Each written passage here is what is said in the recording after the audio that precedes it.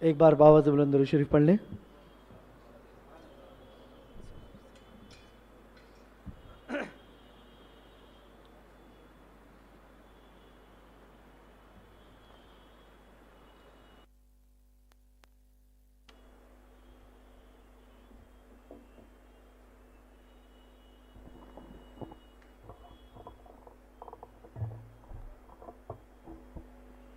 صلی اللہ علیہ نبی وعلی صلی اللہ تعالی علیہ وسلم، صلاۃ و سلام علیک یا رسول اللہ صلی اللہ تعالی علیہ وسلم۔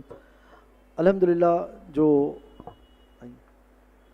سورہ کے تعلق سے ہم سن رہے تھے، ہم نے آیت نمبر 11 تک سنا کہ کس طرح سے رب تعالیٰ اپنا ڈر بتا رہا ہے۔ اس کے بعد کی جو 3 آیتیں ہیں نا، 12، 13، 14، اس میں رب تعالیٰ ان لوگوں کا بیان کرتا ہے جس پر وہ کرم فرماتا ہے، جس پر وہ کرم فرماتا ہے۔ الحمدللہ انشاءاللہ زندگی بخیر رہی تو کچھ بھی رہے، میں ایک ادنا مبلغ ہوں۔ جب ایک عالم تشریف فرما ہے تو ایک مبلغ کیا بیان کرے۔ میں مولانا عبید صاحب سے گزارش کروں گا الحمدللہ کہ وہ گناہ کے تعلق سے ہمیں اور مزید باتیں بتائیں، تاکہ ہم جب گناہ سے آگاہ رہیں گے تو اس سے بچنے کا سامان ہمیں پتہ رہے گا۔ مولانا عبید صاحب، سبحان اللہ۔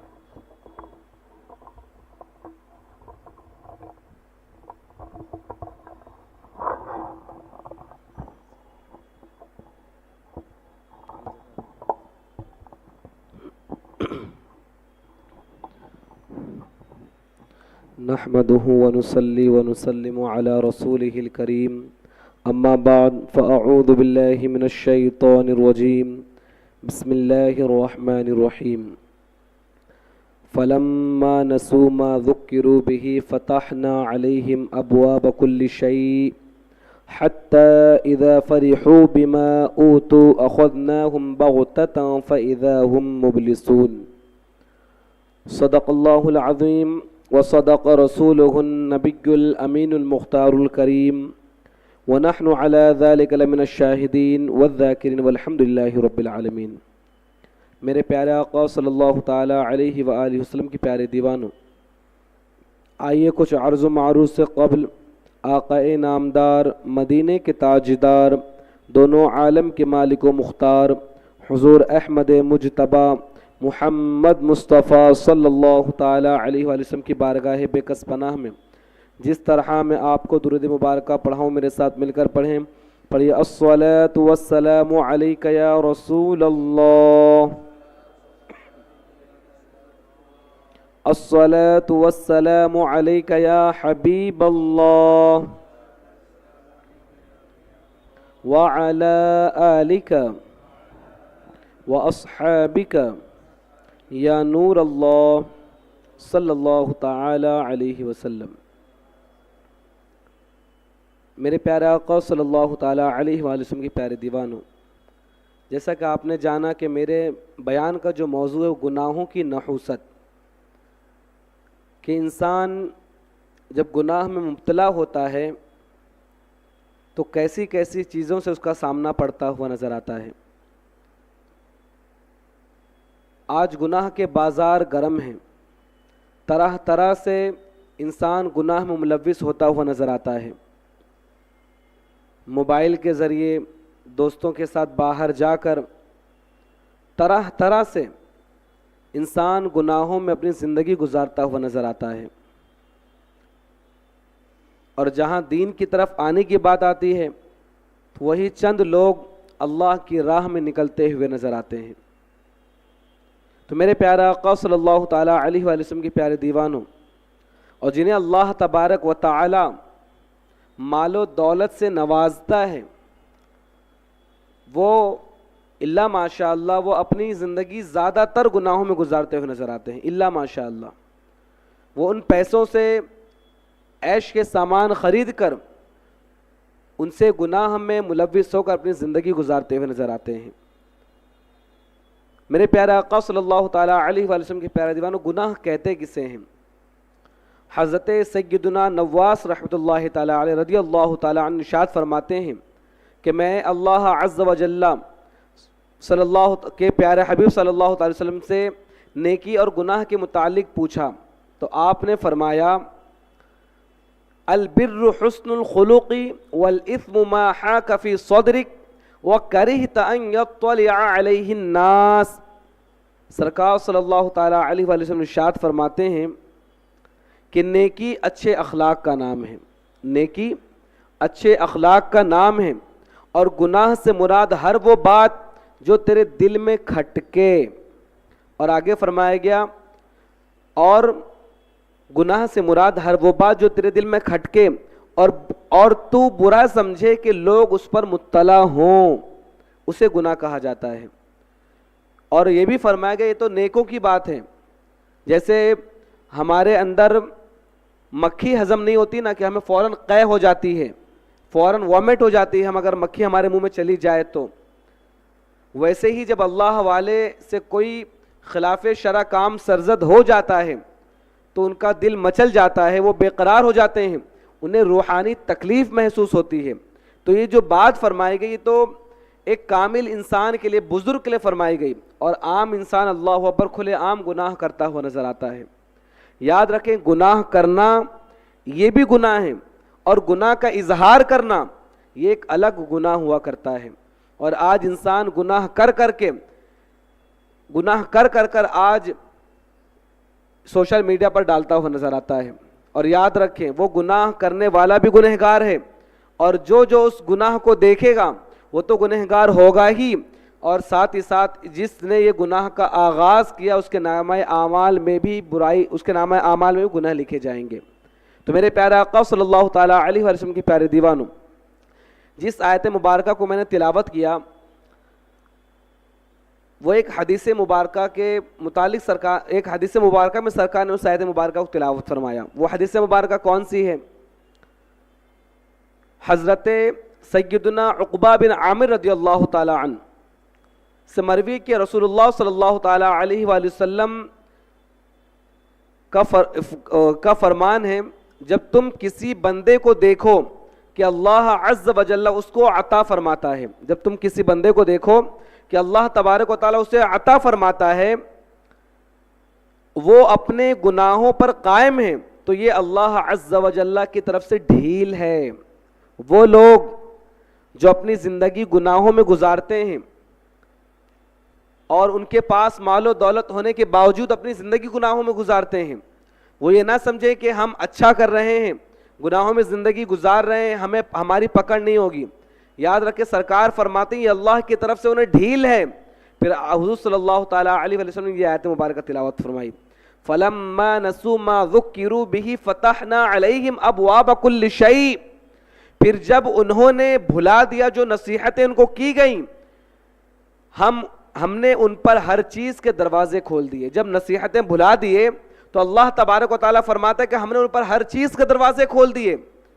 حتی اذا فرحوا بما اوتوا، تو یہاں تک کہ جب وہ خوش ہو گئے اس چیز پر جو ہم نے انہیں عطا کی تھی. اب جب اللہ تبارک و تعالیٰ مال و دولت عطا فرماتا ہے اور انسان اپنی زندگی گناہوں میں گزارتا ہے، تو جب اللہ تبارک و تعالیٰ تمام چیزوں کے دروازے اس کے لیے کھول دیا، وہ خوش ہو گیا، اور جو اللہ تعالیٰ نے عطا فرمایا اس پر خوش ہو گیا. اب آگے اللہ تعالیٰ فرماتا ہے اخذناہم بغتۃ فاذا ہم مبلسون. وہ تو اپنی زندگی گناہوں میں گزارتا رہا، اور اللہ تبارک و تعالیٰ نے جو کچھ اسے عطا فرمایا اس پر خوش رہا اور زندگی گناہوں میں گزارتا رہا. اللہ تعالیٰ فرماتا ہے ہم نے اسے اچانک پکڑ لیا، ہم نے اسے اچانک پکڑ لیا، اور اب وہ کف افسوس ملتا رہ گیا، اب وہ افسوس میں بیٹھا رہ گیا. پتہ چلا کہ جب اللہ تبارک و تعالیٰ آپ کو کوئی نعمت عطا فرمائے تو اس نعمت کے بدلے آپ کو اللہ تبارک و تعالیٰ کا شکر ادا کرنا چاہیے، نہ کہ مال و دولت آنے کے بعد اپنی زندگی کو اور زیادہ گناہوں میں گزارتے ہوئے نظر آنا چاہیے. تو میرے پیارے آقا صلی اللہ تعالیٰ علیہ وسلم کے پیارے دیوانوں، حضرت الزواجر ایک کتاب ہے جس کا ترجمہ کیا گیا ہے جہنم میں لے جانے والے اعمال. اس میں سیدنا عبد الوہاب شعرانی رحمۃ اللہ تعالیٰ علیہ کے متعلق ہے. وہ نقل کرتے ہیں کہ سیدنا یونس بن عبید رضی اللہ تعالیٰ عنہ فرماتے ہیں 5 درہم کی چوری پر ہاتھ کاٹا جاتا ہے. یہ شافعی کے نزدیک، ہمارے نزدیک 10 درہم پر ہاتھ کاٹنے کا حکم ہے، لیکن جب اسلامی حکومت ہو. فرماتے وہ شافعی ہیں، فرماتے 5 درہم کہ چوری پر ہاتھ کاٹا جاتا ہے اور اس میں شک نہیں کہ تمہارا سب سے چھوٹا گناہ بھی 5 درہم کی چوری سے بھی زیادہ قبیح اور برا ہو. اللہ اکبر. سب سے چھوٹا گناہ 5 درہم کی چوری سے بھی زیادہ قبیح اور برا ہو. آگے فرماتے لہٰذا تمہارے ہر گناہ کے بدلے آخرت میں تمہارا ایک عضو کاٹا جائے گا. اللہ اکبر. ہر گناہ کے بدلے میں بدن کا ایک حصہ کاٹا جائے گا. میرے پیارے آقا صلی اللہ تعالی علیہ وسلم کے پیارے دیوانوں, تو ہمیں چاہیے کہ اپنی زندگی گناہوں سے ہٹ کر نیکی میں گزارنے کی کوشش کریں. اور یاد رکھیں, یہ نہ ہو کہ کوئی نہیں دیکھ رہا ہے.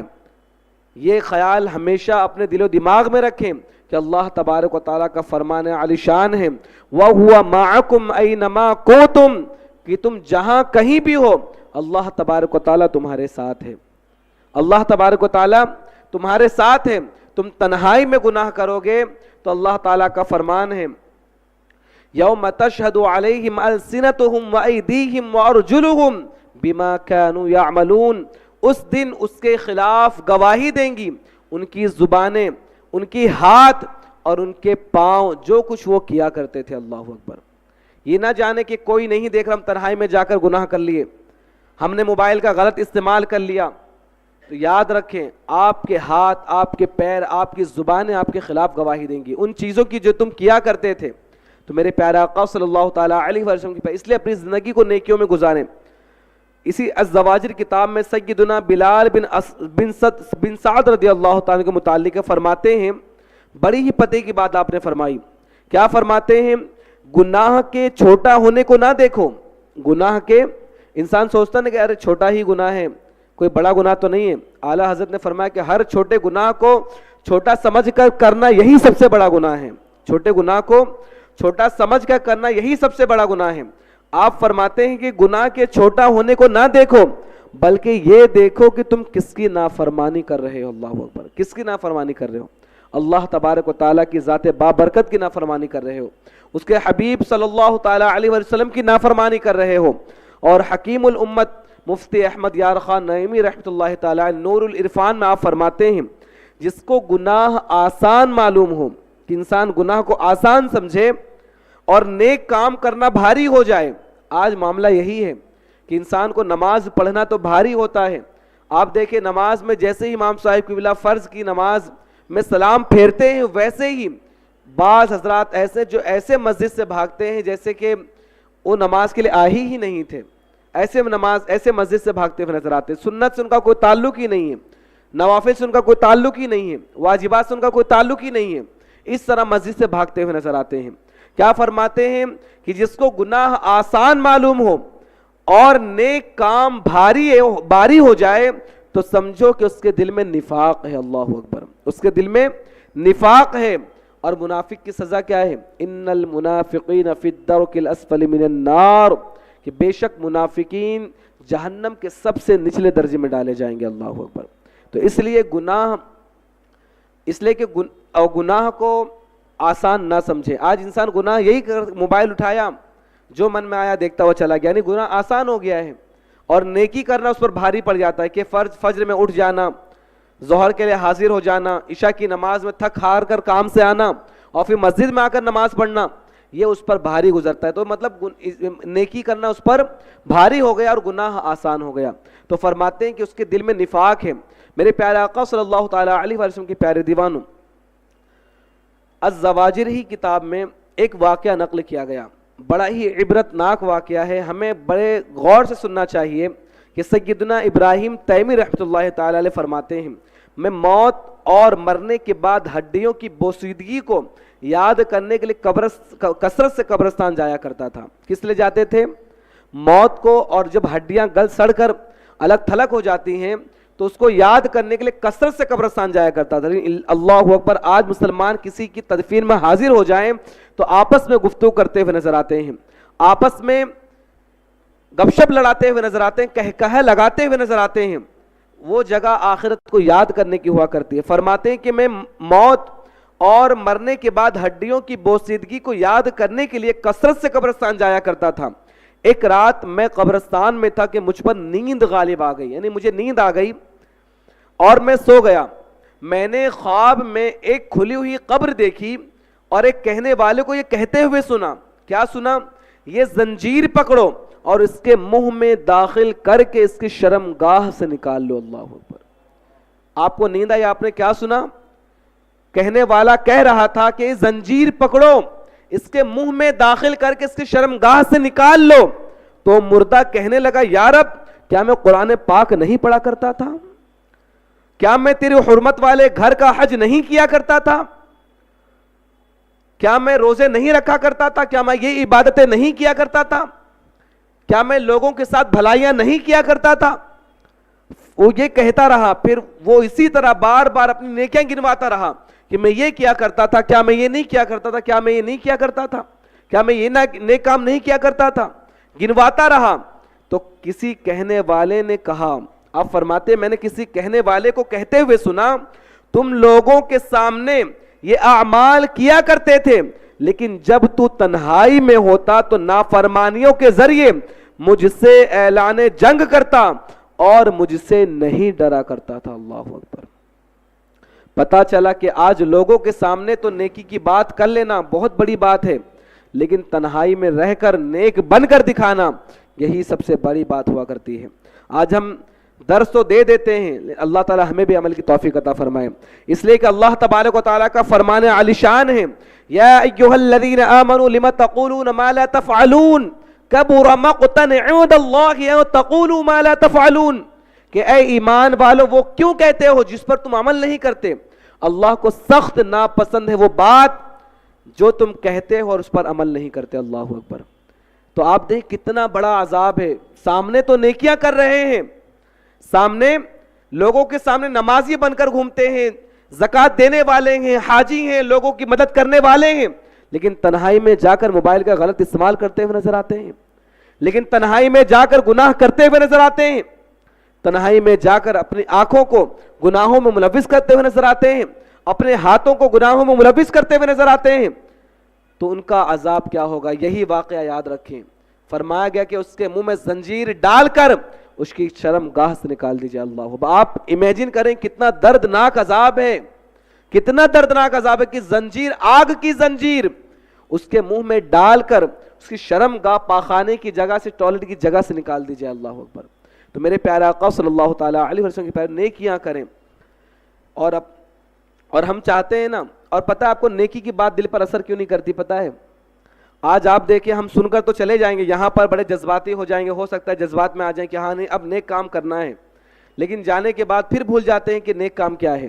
آخر ایسا کیوں ہے؟ حدیث مبارکہ کی روشنی میں سماعت کریں. ترمذی شریف کی حدیث مبارکہ 3334, حضرت ابو ہریرہ رضی اللہ تعالیٰ عنہ سے بروی کہ سرکار صلی اللہ تعالیٰ علیہ وسلم نے ارشاد فرمایا, ان العبد اذا اخطأ خطیئۃ نکتت فی قلبہ نکتۃ سوداء فاذا هو نزع واستغفر وتاب ثقل قلبہ. سرکار صلی اللہ تعالیٰ علیہ وسلم ارشاد فرماتے, جب بندہ کوئی گناہ کرتا ہے, کوئی ایک گناہ کرتا ہے, تو اس کے دل میں ایک کالا نقطہ لگا دیا جاتا ہے. جب وہ اس گناہ کو چھوڑ دیتا ہے, باز آ جاتا ہے اور استغفار کرتا ہے, اللہ سے بخشش چاہتا ہے اور توبہ کرتا ہے, ثقل قلبہ, تو اس کے قلب کو پاک کر دیا جاتا ہے. وَإِنْ عَادَ زِيدَ فِيهَا حَتَّى تَعْلُوَ قَلْبَهُ, اور اگر وہ لگاتار گناہ کرتا رہتا ہے یہاں تک کہ اس کا تمام کے تمام دل سیاہ ہو جاتا ہے اور اس کا پورا دل کالا ہو جایا کرتا ہے. اور جب دل کالا ہو گیا تو نیکی کی بات دل پر اثر کہاں کرتی ہوئی نظر آئے گی. اور یاد رکھیں, گناہوں کی وجہ سے ایمان بھی برباد ہو جاتا ہے. کئی باتیں اس کے متعلق ہیں, وقت میں اتنی گنجائش نہیں کہ آپ کے سامنے پیش کی جائے. بس ایک حدیث مبارکہ سماعت کریں. ہم چاہتے ہیں کہ ہمارے علم میں, ہماری عمر میں اضافہ ہو, ہمارے رزق میں اضافہ ہو, ہماری دعائیں قبول کر دی جائیں, ہماری مصیبتیں ٹل جائیں, لیکن کیا ہمارے کام ویسے ہیں؟ حدیث مبارکہ سماعت کریں. سرکار صلی اللہ تعالیٰ علیہ وسلم ارشاد فرماتے ہیں, ابن ماجہ کی حدیث مبارکہ ہے, فرماتے ہیں لا یزید فی العمر الا البر. سرکار فرماتے ہیں صرف نیکی عمر میں اضافہ کرتی ہے. آپ چاہتے ہیں کہ آپ کی عمر میں اضافہ ہو جائے تو نیکیاں کرنا شروع کریں. ولا يرد القدر الا الدعاء. سرکار فرماتا ہے صرف دعا ہی تقدیر کو پلٹتی ہے. آگے سرکار فرماتے ہیں وَإِنَّ الرَّجُلَ لَيُحْرَمُ الرِّزْقَ بِالذَّنْبِ يُصِيبُهُ. سرکار فرماتے ہیں اور انسان بعض اوقات ایک گناہ کرتا ہے اور اس کی وجہ سے رزق سے محروم کر دیا جاتا ہے. اللہ اکبر. آج لوگ رزق کی تنگی میں گرفتار ہیں لیکن اپنا محاسبہ نہیں کرتے کہ کہیں ہم نے کسی کا دل تو نہیں دکھا دیا, کہیں ہم نے کسی کا حق تو نہیں مار لیا, کہ جس گناہ کی وجہ سے ہمارا رزق روک دیا گیا ہے, جس گناہ کی وجہ سے ہمارے رزق میں تنگی آ گئی, جس گناہ کی وجہ سے ہماری عمر میں اضافہ نہیں ہوتا. تو میرے پیارے آقا صلی اللہ تعالیٰ علیہ وسلم کے پیارے تو اپنا محاسبہ کریں اور اپنے آپ کو گناہوں سے محفوظ رکھیں.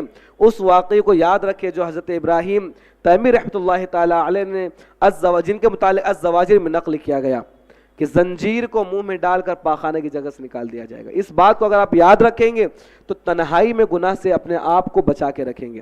اللہ تبارک و تعالی ہم تمام کو گناہوں سے بچنے کی توفیق رفیق عطا فرمائیں. دوران گفتگو کسی قسم لفظاً معنی بدن سوان خطا ہوئی ہو تو آپ تمام حضرات کو گواہ بنا کر توبہ کرتا ہوں. استغفر اللہ ربی من كل ذنب واتوب الیہ. اشهد ان لا الہ الا اللہ واشهد ان محمدا عبده ورسوله وما علینا الا البلاغ. السلام علیکم ورحمۃ اللہ تعالی وبرکاتہ.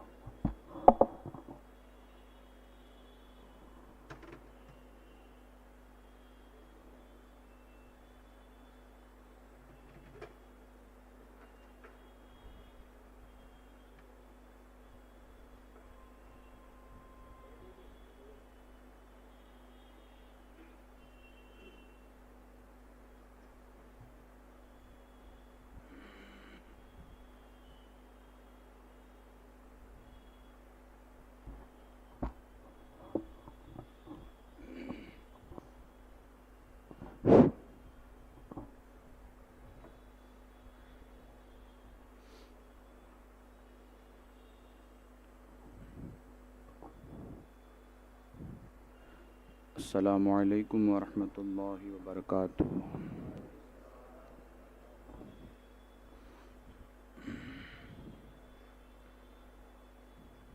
نحمده ونصلي ونسلم ونبارك على رسوله الكريم. اما بعد فاعوذ بالله من الشیطان الرجیم. بسم اللہ الرحمن الرحیم.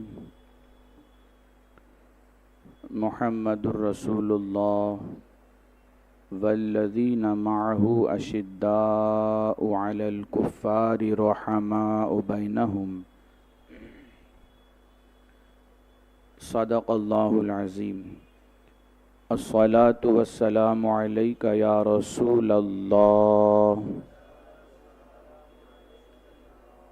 الصلاة والسلام علیک یا حبیب اللہ. الصلاة والسلام علیک یا نبی اللہ. الصلاة والسلام علیک یا نور اللہ. صلی اللہ تعالی علیہ وسلم. میرے پیارے آقا صلی اللہ علیہ وسلم کے پیارے دیوانوں، ہفتہ واری مرکزی سنی اجتماع میں آپ حضرات موجود ہیں. میں نے جو آیت کریمہ پڑھی ہے، اللہ فرماتا ہے محمد صلی اللہ علیہ وسلم اللہ کے رسول ہیں اور ان کے جو ساتھ والے ہیں وہ کافروں پر سخت ہیں اور آپس میں رحم دل ہیں. حضور صلی اللہ علیہ وسلم کے صحابہ میں دو طرح کی عادتیں پائی جاتی تھی، ایک رحم دلی اور ایک سختی. کافروں پر وہ سخت تھے اور آپس میں ایک دوسرے کے لیے رحم دل تھے.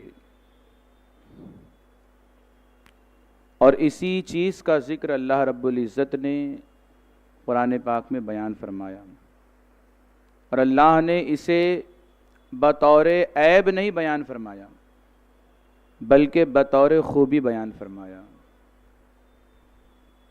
تو قرآن پاک کے اس فرمان کے ذریعے ہمیں یہ بات سمجھ میں آتی ہے کہ ایک مسلمان کو دوسرے مسلمان سے اسی طرح سے محبت کرنی چاہیے جس طرح سے حضور علیہ السلام نے سکھایا. صحابہ کرام میں ایک عظیم صحابی جنہیں سیف اللہ کہا جاتا ہے، جن کا نام نامی اسم گرامی حضرت خالد ابن ولید رضی اللہ تعالیٰ عنہ ہے، بروایت مختلفہ 28 یا 29 جمادی الاول کو ان کی شہادت ہوئی، یعنی ان کا وصال ہوا۔ تو میں نے مناسب سمجھا کہ ان کی سیرت پر چند باتیں گوش گزار کی جائیں۔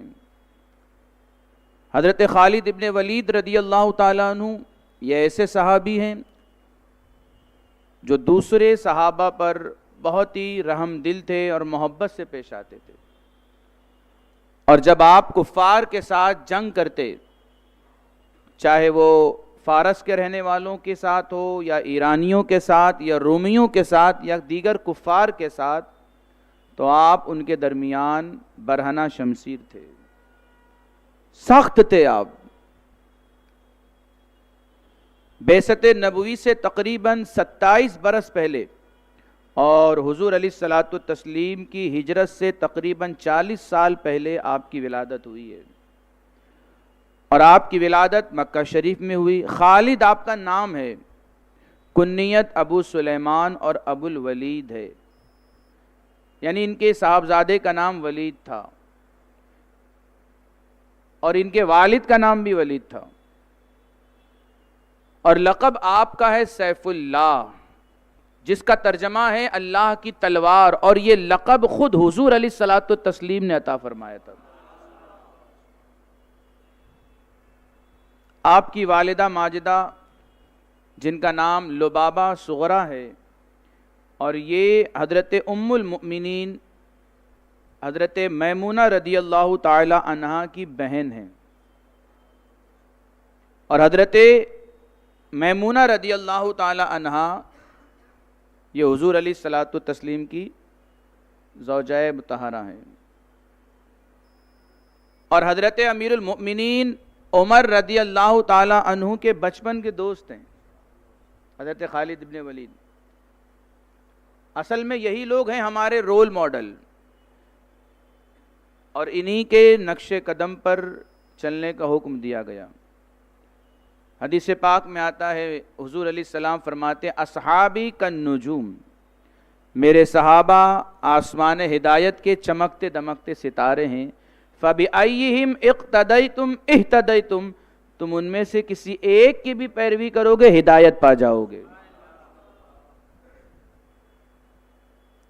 آپ نے حضرت خالد ابن ولید رضی اللہ تعالیٰ عنہ وہ ہیں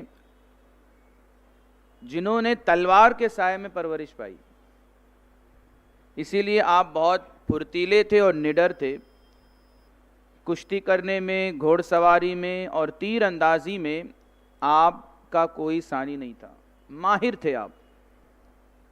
اور جب آپ نے اسلام قبول فرمایا تو پورے عالم کفر پر بے ہوشی گویا کہ طاری ہو گئی، سب گھبرا گئے۔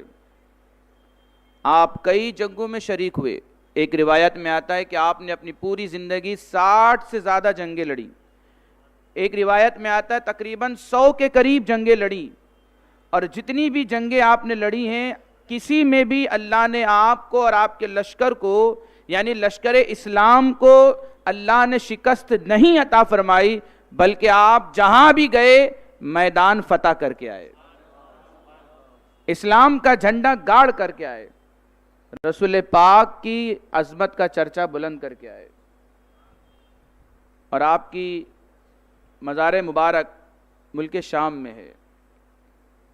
میرے پیارے آقا علیہ الصلوۃ والتسلیم کے پیارے دیوانوں، حضرت خالد ابن ولید رضی اللہ تعالیٰ عنہ کی کامیابی کا راز کیا تھا، میں آئیے آپ کو بتاؤں۔ ایک روایت میں آتا ہے کہ حجۃ الوداع کے موقع پر اللہ کے رسول علیہ الصلوۃ والتسلیم نے حلق کروایا، یعنی آپ نے اپنے سر مبارک کا بال نکلوایا، تو حضرت خالد فرماتے ہیں کہ میں آگے بڑھ کر کے حضور علیہ الصلوۃ والتسلیم کے مبارک بالوں میں سے چند بال اپنے پاس رکھ لیے۔ حضور علیہ الصلوۃ والتسلیم نے ارشاد فرمایا، ما تصنع بہؤلاء یا خالد، اے خالد تم ان بالوں کا کیا کرو گے؟ توجہ دیجیے آپ، فرمایا کیا کرو گے؟ فرماتے میں نے عرض کیا اتبرک بہا یا رسول اللہ واستعین بہا علی القتال قتال اعدائی، یا رسول اللہ صلی اللہ علیہ وسلم میں آپ کے ان منہ مبارک کو بطور تبرک اپنے پاس رکھوں گا، اور کافروں کے ساتھ جب میں جہاد کروں گا تو آپ کے منہ مبارک سے برکت حاصل کروں گا، مدد حاصل کروں گا۔ یہ سن کر حضور علیہ الصلوۃ والتسلیم نے حضرت خالد ابن ولید رضی اللہ تعالیٰ عنہ کے مبارک عقیدہ پر اپنی نبوی مہر لگاتے ہوئے فرمایا لا تزال منصورا ما دامت ما کا، اے خالد جب تک یہ بال تمہارے پاس رہیں گے ان کی برکت سے تم کبھی شکست نہیں کھاؤ گے، ہمیشہ غالب رہو گے، ہمیشہ غالب رہو گے۔ تو حضرت خالد ابن ولید رضی اللہ تعالی عنہ نے حضور علیہ الصلوۃ والتسلیم کی دعائیں لیتے ہوئے آپ نے اس منہ مبارک کو اپنی ٹوپی کے اندر سلوا دیا، اور آپ جب بھی کسی جنگ میں جاتے تو وہ ٹوپی پہن کر کے جاتے، بڑا سا بڑا لشکر ہو اور مجاہدین اسلام کی تعداد کم کیوں نہ ہو، حضرت خالد ابن ولید اپنی بازوؤں کی طاقت پر نہیں، رسول پاک کی دعاؤں کو سہارا بنا کر میدان میں کودا کرتے تھے اور کامیاب ہو کر کے آتے تھے۔ ایک مرتبہ آپ کے کسی مجاہد ساتھی نے پوچھ لیا اے خالد ابن ولید رضی اللہ تعالیٰ عنہ، آپ کم تعداد میں ہو کر، کم لشکر لے کر اتنے بڑے بڑے لشکر میں آپ چلے جاتے ہیں اور پھر کامیاب ہو کر آتے ہیں؟ تو آپ نے فرمایا میں جاتا ہوں تو اپنے دم پر نہیں جاتا، میری ٹوپی میں حضور علیہ السلام کا منہ مبارک ہے، بس اسی کو وسیلہ بنا کر جاتا ہوں، اللہ مجھے کامیابی عطا فرماتا ہے۔ جنگ یرموک میں جنگ کرتے کرتے آپ کی ٹوپی گر گئی، سارے مجاہدین کافر سے لڑ رہے ہیں اور حضرت خالد ابن ولید اپنی ٹوپی تلاش کر رہے ہیں، کہیں سے تیر بھی لگ سکتا تھا، کہیں سے کوئی آ کر آپ کو حملہ بھی کر سکتا تھا، لیکن حضرت خالد ابن ولید رضی اللہ تعالی عنہ نے جب تک وہ ٹوپی کو تلاش نہ کر لیا اور اسے پہن نہ لیا، آپ آگے تلوار بھی نہیں اٹھاتے، اور پھر اس کے بعد آپ کو جب وہ ٹوپی مل گئی تو اسے پہن کر آپ نے لڑنا شروع کیا، اور پھر اللہ کے کرم سے اور منہ مبارک کی برکت سے اللہ نے آپ کو فتح و کامرانی سے نوازا۔ میرے پیارے آقا علیہ الصلوۃ والتسلیم کے پیارے دیوانوں، آئیے مزید چند باتیں حضرت خالد ابن ولید کے بارے سنتے ہیں۔ حضرت خالد ابن ولید رضی اللہ تعالیٰ عنہ تاریخ کا وہ ناقابل فراموش کردار ہیں جس نے تلوار کو ایمان سے بھر دیا تھا۔ یہ وہ صحابی ہیں جنہیں دیکھ کر کے کئی صحابہ کرام کے اندر جوش اور ولولہ پیدا ہو جاتا تھا، اور پھر جنگ احد کے موقع پر جب آپ کفار کی طرف سے حضور علیہ السلام کے لشکر سے مقابلہ کرتے ہیں اور پہاڑ کی گھاٹی سے آپ نے حملہ کیا تو وقتی طور پر فتح تو مل گئی، لیکن اندر ہی اندر حضرت خالد ابن ولید رضی اللہ تعالی عنہ بے چین رہا کرتے تھے، اور پھر وہ اپنے آپ ہی سے پوچھتے کہ تم نے خالد ایسا کیوں کیا، کیوں تم نے گھاٹی کے پیچھے سے حملہ کر دیا، یہ تو طریقہ صحیح نہیں تھا چھپ کر کے حملہ کرنا۔ یہ اندر ہی اندر آپ کو یہ چیز کھائے جا رہی تھی، اور پھر اس کے بعد حضرت خالد ابن ولید رضی اللہ تعالی عنہ نے حضور علیہ الصلوۃ والتسلیم سے ملاقات کا ارادہ فرمایا، اور جب آپ مکہ چھوڑ کر مدینہ شریف روانہ ہوئے تو راستے میں حضرت عمر بن عاص رضی اللہ تعالی عنہ سے ملاقات ہوئی، جو خود بھی اسلام قبول کرنے جا رہے تھے، وہ بھی جا رہے تھے۔ مدینہ پہنچ کر حضرت خالد نے حضور علیہ الصلوۃ والتسلیم کے سامنے اسلام قبول کیا تو آپ کے دل کی ساری بے چینی دور ہو گئی اور غم کا جو بوجھ تھا ایک دم ختم ہو گیا۔ اور پھر حضرت خالد ابن ولید کو کئی جنگوں میں مسلسل اپنی کارکردگی، اپنی مہارت دکھانے کے بعد جب اللہ کے رسول علیہ الصلوۃ والتسلیم خوش ہوئے تو آپ کو سیف اللہ کا لقب دیا گیا۔ اللہ کی تلوار۔ حضرت خالد ابن ولید رضی اللہ تعالیٰ عنہ اسلام قبول کرنے کے بعد اسلامی لشکر کی آپ کو قیادت سونپی گئی، اسلامی لشکر کی قیادت سونپی گئی، اور آپ اس میں 100% کھرے اترے۔ جتنی بھی جنگیں ہوئی، بڑی سے بڑی جنگیں ہوئی، رومیوں کا، عیسائیوں کا، یہودیوں کا بڑا سا بڑا لشکر ہوتا، حضرت خالد ابن ولید اس بڑے لشکر سے گھبراتے نہیں تھے، آپ فوراً چلے جایا کرتے تھے۔ اب آپ دیکھیے، میں آپ کو بتاؤں، غزوہ موطا یہ بہت بڑا معرکہ تھا جس میں آپ کو اسلامی لشکر کی قیادت ملی۔ اس جنگ میں مسلمانوں کے کمانڈر حضرت زید ابن حارثہ رضی اللہ تعالیٰ عنہ کی شہادت کے بعد حضرت خالد ابن ولید نے کمان سنبھال لی، اور آپ نے اس جنگ کو ایسی حکمت عملی سے لڑا کہ مسلمانوں کی انتہائی کم تعداد میں ہونے کے باوجود اسلامی لشکر کو آپ نے مکمل شکست سے بچا لیا۔ اور پھر جنگ یرموک میں رومیوں کے خلاف جنگ لڑی جا رہی تھی، اور یہ ایک فیصلہ کن معرکہ تھا، یہ فیصلہ کن جنگ تھی۔ یہ حضرت خالد ابن ولید رضی اللہ تعالیٰ عنہ نہایت دانش مندی اور حکمت عملی سے اس جنگ کو جیتا، اور اسلام کی طاقت کو رومی سلطنت کے سامنے ثابت کیا۔ آپ کی جنگی مہارت اور آپ کی نفسیاتی حکمت کا ایک ناقابل فراموش نمونہ تھا یہ۔ اس کے علاوہ عراق اور ملک شام کی فتوحات حضرت خالد ابن ولید رضی اللہ تعالیٰ عنہ کے ذریعے ہوئی۔ اور پھر آگے میں آپ کو بتاؤں کہ حضرت خالد ابن ولید رضی اللہ تعالیٰ عنہ کے بارے میں حضور علیہ الصلاۃ والتسلیم نے فرمایا تھا، خالد اللہ کی تلواروں میں سے ایک تلوار ہے۔ خالد اللہ کی تلواروں میں سے ایک تلوار ہے جسے اللہ نے کافروں پر نازل کیا ہے۔ یہ حضور علیہ الصلاۃ والتسلیم کا فرمان ہے۔ اور پھر جب آپ نے اسلام قبول کر لیا تھا تو آپ نے آ کر عرض کیا، یا رسول اللہ صلی اللہ علیہ وسلم، میں نے اسلام قبول کر لیا ہے، میری تمام طاقتیں اللہ اور اس کے رسول کے لیے ہیں، تمام طاقتیں سب اللہ اس کے رسول کے لیے۔ یہی فکر آپ بھی بنائیے، یہی سوچ اپنی آپ کی ہم سب کو بنانا چاہیے، یہ فکر۔ اور پھر حضرت خالد ابن ولید رضی اللہ تعالیٰ عنہ کا جب انتقال ہوا تو آپ بستر پر تھے، میدان جنگ میں نہیں تھے۔ اور پھر آپ کا ایک عظیم فرمان ہے جو بہت ہی مشہور ہے حضرت خالد ابن ولید کا۔ آپ فرماتے ہیں، دنیا کے تمام بزدلوں کو میرا یہ پیغام پہنچا دو، اگر میدان جنگ میں موت ہوتی تو خالد کبھی بستر پر وصال نہ کرتا۔ یعنی موت، وہ لوگ جو جنگ میں لڑنے سے گھبراتے تھے، ہچکچاتے تھے، ڈرتے تھے کہ کہیں شہید نہ ہو جائے، انتقال نہ کر جائیں، تو حضرت خالد ابن ولید انہیں نصیحت فرماتے ہوئے فرماتے ہیں کہ تم دنیا کے تمام بزدلوں کو میرا یہ پیغام پہنچا دو کہ اگر میدان جنگ میں موت آتی تو خالد بھی میدان جنگ میں شہید ہو جاتا، بستر پر ان کی موت نہیں آتی۔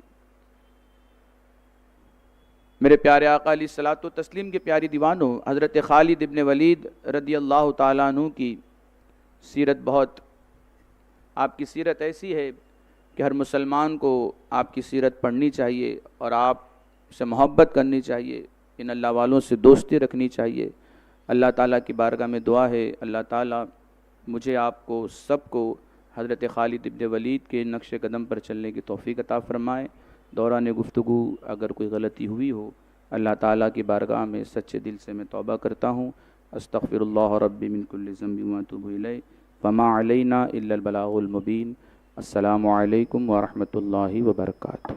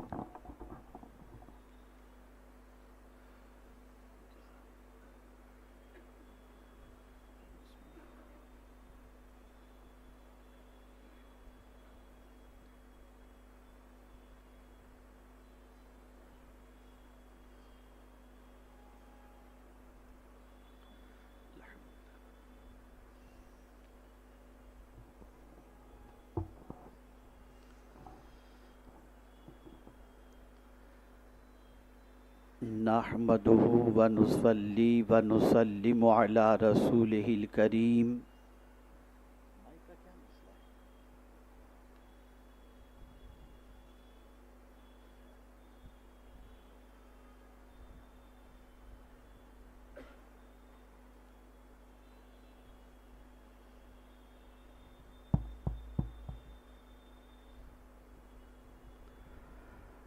نحمده ونصلي ونسلم على رسوله الكريم أما بعد فأعوذ بالله من الشيطان الرجيم بسم الله الرحمن الرحيم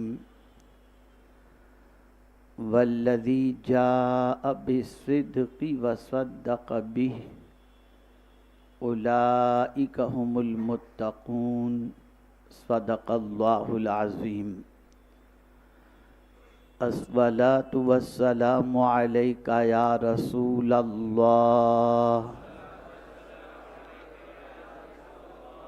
الصلاة والسلام علیک یا حبیب اللہ الصلاة والسلام علیک یا نبی اللہ الصلاة والسلام علیک یا نور اللہ وعلی آلک واصحابک یا حبیب اللہ صلی اللہ تعالی علیہ وسلم۔ میرے پیارے آقا صلی اللہ تعالی علیہ وسلم کے پیارے دیوانوں، آپ اور ہم اس وقت سنی دعوت اسلامی کے ہفتہ واری سنی اجتماع میں حاضر ہیں، اور اس ہفتہ واری سنی اجتماع سے بہت سارے شریک ہونے والوں کی زندگی میں انقلاب پیدا ہوا، سوچ بدلی، فکر بدلی، عادتیں بدلیں، اور عشق مصطفیٰ صلی اللہ علیہ وسلم کا چراغ ان کے سینے میں روشن ہوا۔ آپ سب کی ذمہ داری سب سے بڑی یہ ہے کہ ہر ہفتے کو یہاں پر لوگوں کو لے کر کے آئیں، تاکہ اللہ عز و جل اور اس کے پیارے حبیب صلی اللہ علیہ وسلم کے فرامین کو سننے کے بعد دل پر لگے ہوئے گناہوں کے زنگ کا ازالہ ہو سکے اور دل محبت رسول صلی اللہ علیہ وسلم سے منور ہو سکے۔ آج کی میری گفتگو کا موضوع آپ سب کو معلوم ہے،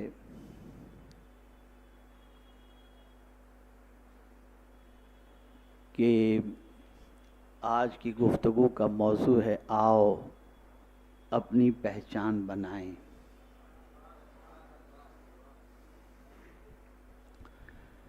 پوری دنیا میں اس وقت جو سب سے زیادہ کوشش ہو رہی ہے وہ اسی چیز کی ہو رہی ہے کہ مسلمان کی پہچان مٹ جائے، اور مسلمان کی پہچان پوری دنیا میں اس طریقے سے کرائی جائے کہ مسلمان سے دنیا نفرت کرنے لگے اور مسلمانوں پر کوئی بھروسہ کرنے کے لیے تیار نہ ہو۔ بہت ساری ایسی عادتیں ہمارے معاشرے کے اندر پھیلائی جا رہی ہیں،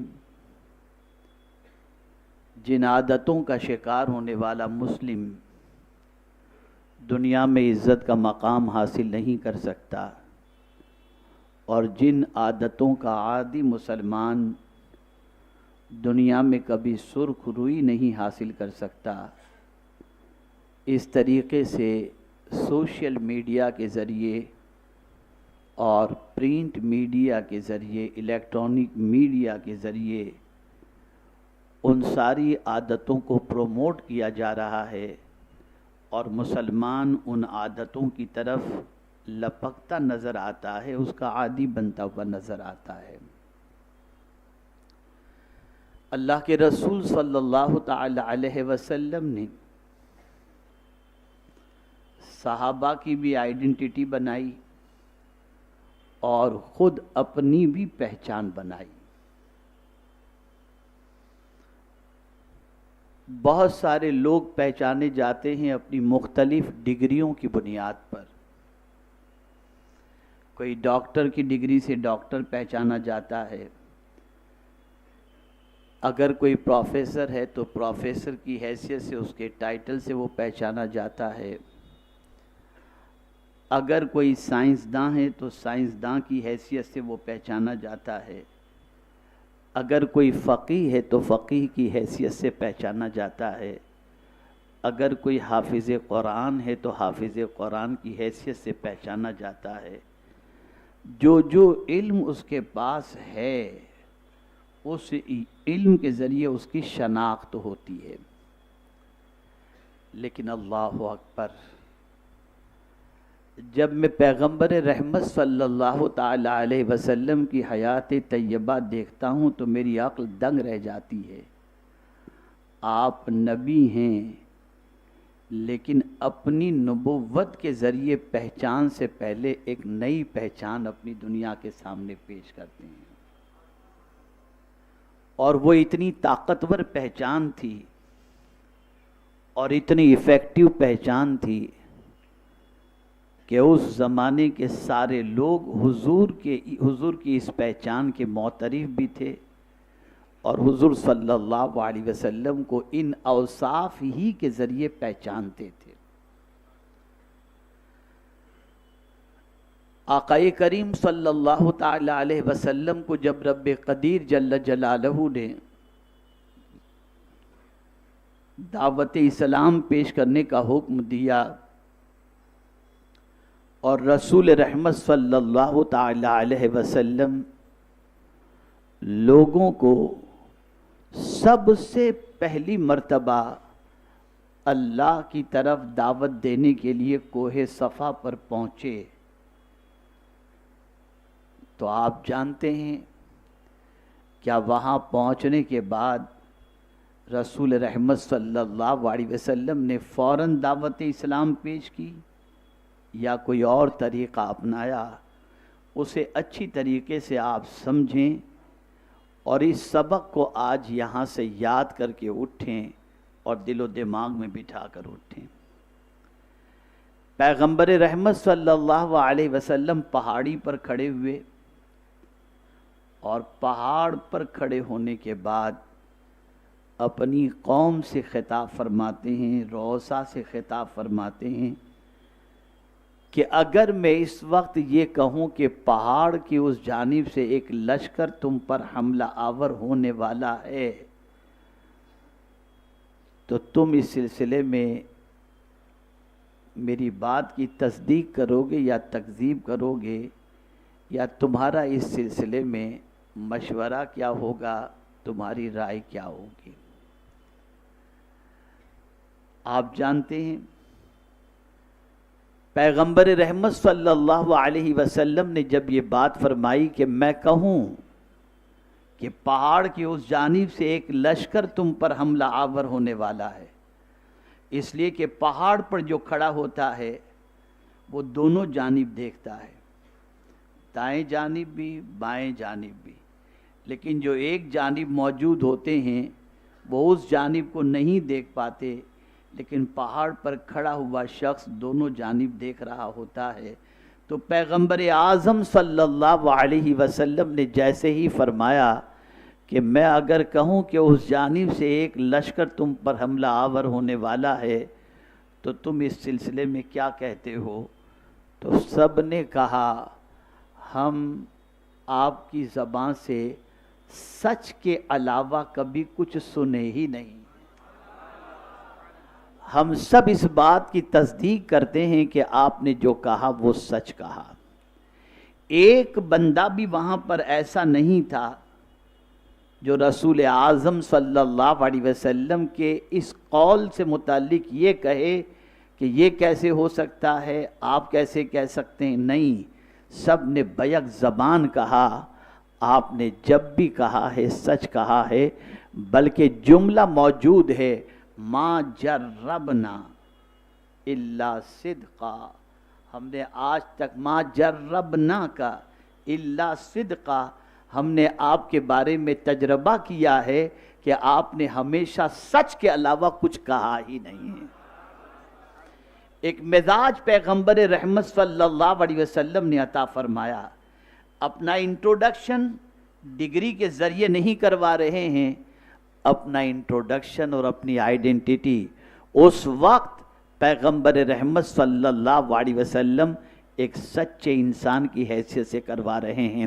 اور اس زمانے کے اندر جتنے بھی لوگ موجود تھے حجاز کے اندر، وہ سب رسول اعظم صلی اللہ علیہ وسلم کو اسی لقب سے پہچانتے تھے، صادق الوعد الامین. یہ تین چیزیں مصطفیٰ پیارے کی پہچان تھی، آئیڈینٹیٹی تھی اور شناخت تھی. حضور نے مزاج عطا کیا، اے میرے غلاموں اپنی پہچان بناؤ، اپنی شناخت بناؤ، اپنی آئیڈینٹیٹی بناؤ. اور سب سے پہلی تمہاری آئیڈینٹیٹی ایک اچھے انسان کی حیثیت سے یہ ہونی چاہیے کہ تمہاری زبان سے سچ کے علاوہ کچھ نہ نکلے. تم جب وعدہ کرو تو اس کی وفا کرو، اور جب تمہارے پاس امانت رکھی جائے تو تم امین بن کر زندگی گزارو. اے رسول اعظم صلی اللہ تعالی علیہ وسلم کے دیوانوں، سچائی اتنی بڑی پہچان ہے کہ اللہ اکبر، جو سچا ہوتا ہے وہی اچھا ہوتا ہے. جس کی زندگی سے سچ نکل جائے اس سے برا انسان کوئی دوسرا نہیں ہو سکتا. میرے پیارے آقا صلی اللہ تعالی علیہ وسلم کے پیارے دیوانوں، اب آپ دیکھیں آقا کریم صلی اللہ علیہ وسلم کو اللہ عز و جل نے اس وقت تاج نبوت عطا فرما دیا تھا جب حضرت آدم علیہ السلام آب و گل کی منزلیں طے کر رہے تھے. سرکار نے خود فرمایا کنت نبی و آدم بین الروح والجسد، میں تو اس وقت بھی نبی تھا جب حضرت آدم آب و گل کی منزلیں طے کر رہے تھے. لیکن اللہ اکبر، دنیا میں مصطفیٰ جان رحمت کی پہچان کس طریقے سے ہو رہی ہے. اگر روئے زمین پر سب سے سچا کسی کو دیکھنا ہے تو وہ محمد عربی کی ذات ہے. اگر وعدے کی وفا کرنے والا کسی کو دیکھنا ہے تو وہ محمد عربی کی ذات ہے. اگر کسی کو امین دیکھنا ہے تو وہ محمد عربی صلی اللہ علیہ وسلم کی ذات ہے. یہ تین ایسی آئیڈینٹیٹی تھی میرے آقا صلی اللہ علیہ وسلم کی کہ میرے پیارے آقا صلی اللہ علیہ وسلم کے پیارے دیوانوں، جہاں جہاں مصطفیٰ جان رحمت صلی اللہ علیہ وسلم اپنی اس آئیڈینٹیٹی کے ذریعے پہنچے، دنیا نے مصطفیٰ جان رحمت صلی اللہ علیہ وسلم کا روب اپنی زندگی میں محسوس کیا، اپنے قلب پر محسوس کیا. اور آپ ذرا سوچو، پیغمبر رحمت صلی اللہ علیہ وسلم کا گروتھ، رسول اعظم صلی اللہ علیہ وسلم کی حیات طیبہ کس طریقے سے اٹھان بھرتی ہے. آپ دیکھیں، پیدائش سے پہلے والد کا سایہ اٹھ چکا تھا، اس کے بعد 6 سال کی عمر میں والدہ بھی اس دنیا سے تشریف لے گئیں. آقا کریم صلی اللہ علیہ وسلم کی پرورش چچا کے یہاں ہو رہی ہے، اور رسول اعظم صلی اللہ علیہ وسلم 12 سال کی عمر کے اندر پیغمبر رحمت صلی اللہ علیہ وسلم کام کاج کے لیے نکلتے ہوئے نظر آتے ہیں. 25 سالہ عمر کے اندر رسول اعظم صلی اللہ علیہ وسلم ملکہ تجار کے ساتھ شادی کرتے ہوئے نظر آتے ہیں. میں آپ سے پوچھنا چاہتا ہوں، کیا چیز دیکھی تھی حضرت ام المؤمنین خدیجۃ الکبریٰ رضی اللہ تعالی عنہا نے حضور صلی اللہ علیہ وسلم کی حیات طیبہ میں؟ اس لیے کہ ابھی سرکار نے اعلان نبوت تو نہیں فرمایا تھا نا. 25 سال کی عمر میں حضور نے اعلان نبوت نہیں فرمایا تھا. 40 سال کی عمر میں حضور نے اعلان نبوت فرمایا. وہ ملکہ تجار، وہ ام المؤمنین حضرت خدیجۃ الکبریٰ رضی اللہ تعالی عنہا، جو طیبہ بھی تھیں، طاہرہ بھی تھیں، مکے میں سب سے بڑی تاجرہ بھی تھیں، دولت کی بے پناہ فراوانی بھی تھی، بہت سارے اس انتظار میں تھے کہ ہمارے پیغام کو حضرت خدیجۃ الکبریٰ قبول کر لیں، لیکن اللہ اکبر، بے شمار پیغام کے پہنچنے کے باوجود کسی کے پیغام کو انہوں نے قبول نہیں کیا، لیکن مصطفیٰ جان رحمت صلی اللہ علیہ وسلم جو ان کا سامان تجارت لے کر ملک شام تجارت کے لیے تشریف لے گئے، اپنے خادم سے پوچھا جو ساتھ میں گیا تھا، ذرا یہ بتاؤ تم نے سفر میں محمد کو کیسا پایا؟ تم نے سفر میں کیسا پایا؟ اس نے برجستہ کہا، ان سے زیادہ سچ بولنے والا میں نے کسی کو نہیں دیکھا، ان کے جیسا با اخلاق میں نے کسی کو نہیں دیکھا، ان کے جیسا دیانتدار میں نے کسی کو نہیں دیکھا، ان کے جیسا سنجیدہ میں نے کسی کو نہیں دیکھا، ان کے جیسا لوگوں کی ہمدردی رکھنے والا میں نے کسی کو نہیں دیکھا۔ اللہ اکبر! جب اتنی ساری خوبیاں حضرت خدیجۃ الکبریٰ رضی اللہ تعالیٰ عنہ نے سنی تو اس کے بعد اپنی طرف سے رشتہ پیش کر دیا۔ اللہ اللہ! آپ ذرا سوچئے اور اندازہ لگائیے، آقائے کریم صلی اللہ علیہ وسلم نے اس وقت اپنی پہچان کیا بنائی؟ سچائی بنائی، امانت داری بنائی، دیانتداری بنائی، اچھے اخلاق بتائے، اور دنیا کے ہر وہ شخص کو جو بظاہر دولت کے اعتبار سے اپنا دامن خالی رکھتا ہو اسے درس دیا، اگر تیرے دامن کے اندر مال و زر نہ بھی ہو لیکن اگر تیرے دامن کے اندر سچائی ہے، اگر تیرے دامن میں اخلاق ہے، تیرے دامن میں دیانتداری ہے تو سن لے، تو وہ مقام حاصل کر سکتا ہے جو بڑی بڑی ڈگری رکھنے والے بھی حاصل نہیں کر سکتے۔ سرکار نے پہچان بنائی، اپنی پہچان صداقت بنائی، اپنی پہچان امانت بنائی، اپنی پہچان وعدے کی ایفا کرنے والی بنائی۔ آج ہم آپ سے پوچھنا چاہتے ہیں، بہت سارے تاجر یہاں پر موجود ہیں، بہت سارے لین دین کرنے والے یہاں پر موجود ہیں، گریبان میں جھانک کر دیکھو، غور کرو اور سوچو کہ آج ہم لین دین کے معاملے میں کہیں صداقت کے علم بردار نظر آتے ہیں؟ ہمارے دامن میں سچائی کہاں ہے؟ آج ہم کل کا وعدہ کر کے نہ جانے کتنے دنوں تک لوگوں کو ہمارے دروازے پر دستک دینے پر مجبور کر دیتے ہیں۔ ہماری پہچان کیا ہے دنیا میں؟ اس میں کوئی شک نہیں کہ ایک طبقہ ہماری پہچان خراب کرنے میں لگا ہوا ہے، اور جتنا وہ خراب کہتا ہے اتنے ہم نہیں ہیں، لیکن اس میں بھی کوئی شک نہیں ہے کہ بالکل خراب نہیں ہے، ایسا بھی نہیں ہے۔ آپ دنیا میں تجارت کر کے دیکھ لیجئے، کاروبار کسی مسلمان سے کر کے دیکھ لیجئے، اور پھر اس کے وعدے کو بھی دیکھ لیجئے، اور اسی کے ساتھ کسی کے پاس اپنی امانت رکھ کر اس کی دیانتداری کا احتساب بھی کر لیجئے، تو آپ کو پتہ چلے گا کہ آج اس معاملے میں مسلمان کتنا کمزور ہے۔ آج ہم قابل اعتبار نہیں رہ گئے، آج ہم پر سے دنیا کا بھروسہ اٹھتا چلا گیا۔ ارے میاں، دوسروں کی بات تو چھوڑیے، اب تو مسلمان پر بھروسہ کرنے کے لیے تیار نہیں، اور بات تو چھوڑیے، بھائی بھائی پر بھروسہ کرنے کے لیے تیار نہیں۔ یہ ہماری پہچان ہے، یہ ہماری آئیڈینٹیٹی ہے، یہ ہماری شناخت ہے۔ آپ جانتے ہیں، علم اپنی جگہ پر، کمالات اپنی جگہ پر، فضائل اپنی جگہ پر، نسب اپنی جگہ پر، لیکن سرکار صلی اللہ علیہ وسلم نے اپنی پہچان ان تین چیزوں کے ذریعے کروائی۔ نبی کی حیثیت سے تو مسلمان مانے گا، لیکن سچائی وہ طاقت ہے کہ غیر بھی اس کا اعتراف کرنے پر مجبور ہو جاتا ہے۔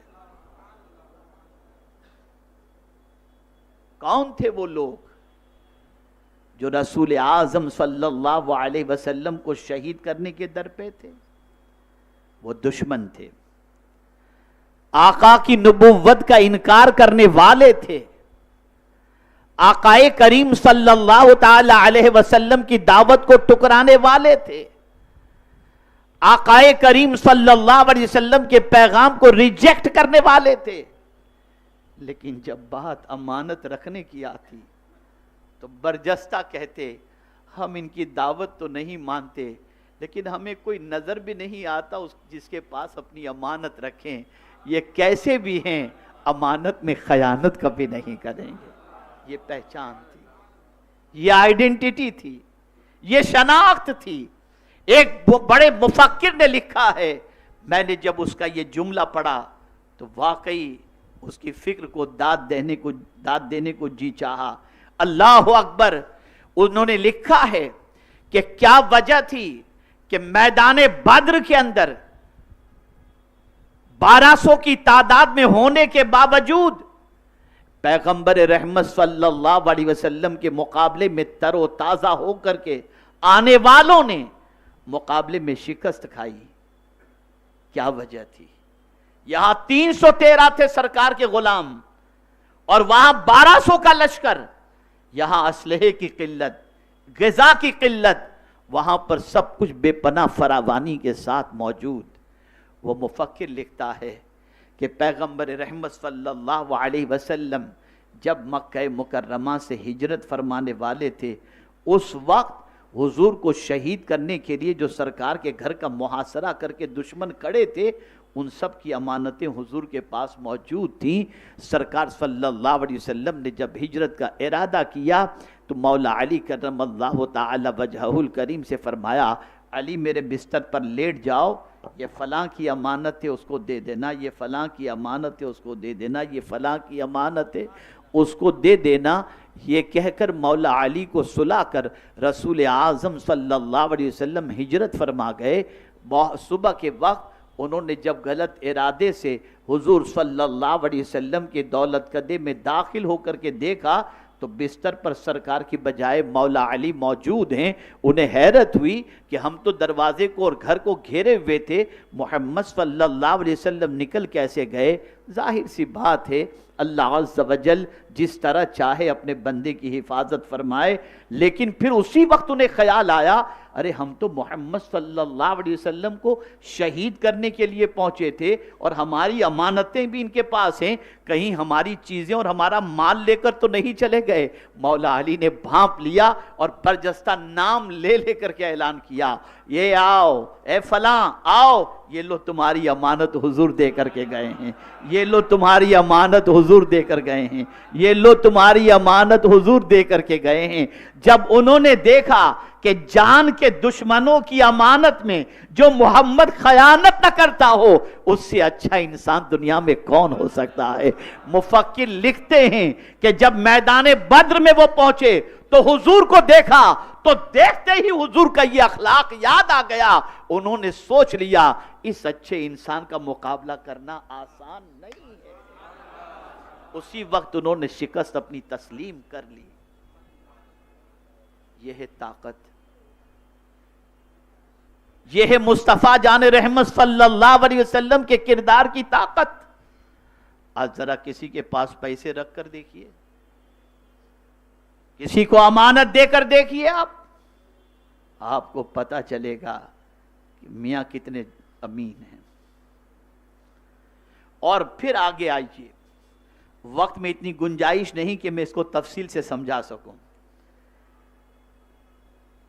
पहचान, पहली चीज समझ लीजिए, हुजूर सल्लल्लाहु अलैहि वसल्लम ने अपनी पहचान ऐलान नबुव्वत से पहले 3 चीजों के जरिए की।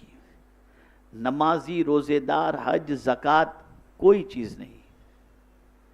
सच्चे, वादे की वफा करने वाले और अमानतदार।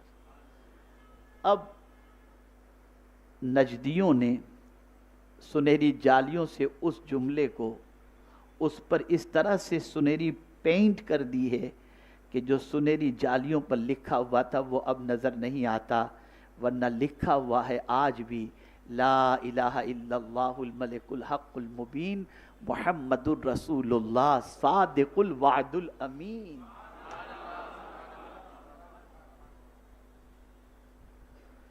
और सच्चाई ऐसा वस्फ है कि जितने भी अंबिया इस फर्श गीती पर तशरीफ लाए, اللہ نے سب کو صداقت کا علم بردار بنایا.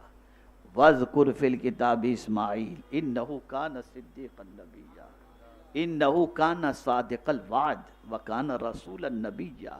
آپ دیکھ لیں، میں تو جب صادق الوعد کو دیکھتا ہوں حضرت اسماعیل کے حوالے سے، اور پھر صادق الوعد الامین حضور کو دیکھتا ہوں، تو ایسا لگتا ہے کہ بنی اسماعیل میں آنے والا حضرت اسماعیل علیہ السلام کے وصف کو کیسا لے کر کے آیا تھا. کون سا وعدہ کیا تھا حضرت اسماعیل نے؟ اپنے باپ سے وعدہ کیا تھا حضرت ابراہیم سے، جب ان کے والد نے کہا تھا کہ انی ارا فی المنام انی اذبحک فانظر ماذا تری، میں نے دیکھا ہے میرے بیٹے کہ میں تمہیں ذبح کرتا ہوں، تمہاری کیا رائے ہے؟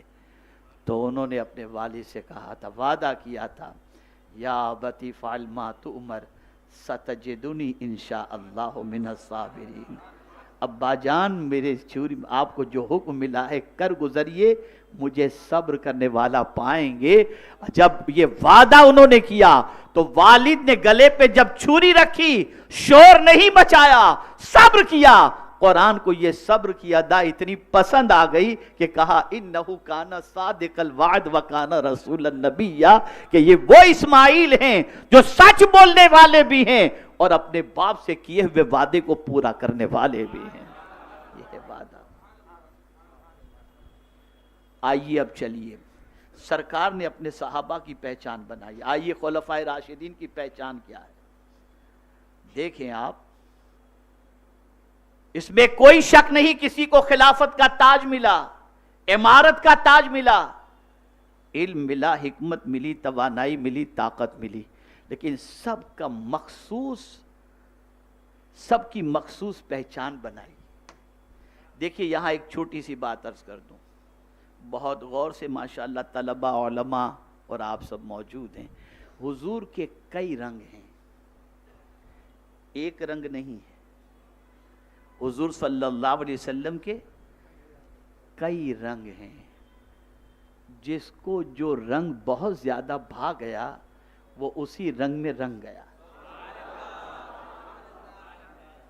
جس کو جو رنگ زیادہ بھا گیا اس میں وہ رنگ گیا، اور باقی رنگ میں سے تھوڑا تھوڑا حصہ ضرور ملا، لیکن کسی رنگ کا غلبہ بہت زیادہ ہو گیا. سیدنا ابو بکر کی پہچان کس چیز سے بنی؟ صدیق. یہ سیدنا ابو بکر کی پہچان بنی. جب جب دنیا انہیں یاد کرے گی تو یہی کہے گی صدیق اکبر. میں پوچھتا ہوں سیدنا ابو بکر، ان کی پہچان صدیق بنی. اللہ اکبر. یہ جملہ زندگی بھر یاد رکھیے گا. صدیق اکبر کی شان یہ ہے، ہر خوبی کے جامع ہیں نبوت کے سوا. جتنے بھی کمالات ہیں اللہ نے ان کمالات کو حضرت ابو بکر کے اندر، ابو بکر کو عطا فرما دیا. صرف ایک کمال جو کمال نبوت ہے اللہ عز و جل نے وہ عطا نہیں فرمایا. باقی ہر کمال کے جامع ہیں نبوت کے سوا صدیق اکبر رضی اللہ تعالی. قریب رہے حضور سے، سرکار کی صداقت بڑی پسند آ گئی. اس صداقت میں اتنے رنگ گئے، اتنے رنگ گئے، اتنے رنگ گئے کہ کسی صحابی کے لیے قرآن نے یہ تو نہیں کہا، لیکن جب بات ابو بکر کی آئی تو قرآن نے کہا والذی جاء بالصدق وصدق بہ اولئک هم المتقون. یہ صداقت کا رنگ تھا جو حضور صلی اللہ علیہ وسلم نے سیدنا ابو بکر پر چڑھایا تھا. پہچان بن گئی. تاجر پہچان نہیں. لقب کیا ہے؟ پوری دنیا میں لوگ انہیں صدیق اکبر کے نام سے یاد کرتے ہیں. یہ پہچان ہے. آئیے فاروق اعظم کو دیکھیں، کیا پہچان ہے ان کی؟ حق و باطل کے درمیان فرق کرنے والی ذات، اور اسی کے ساتھ ساتھ عدالت ان کی پہچان ہے. یہ عدالت ان کی پہچان، انصاف ان کی پہچان. آئیڈینٹی دیکھیے آپ.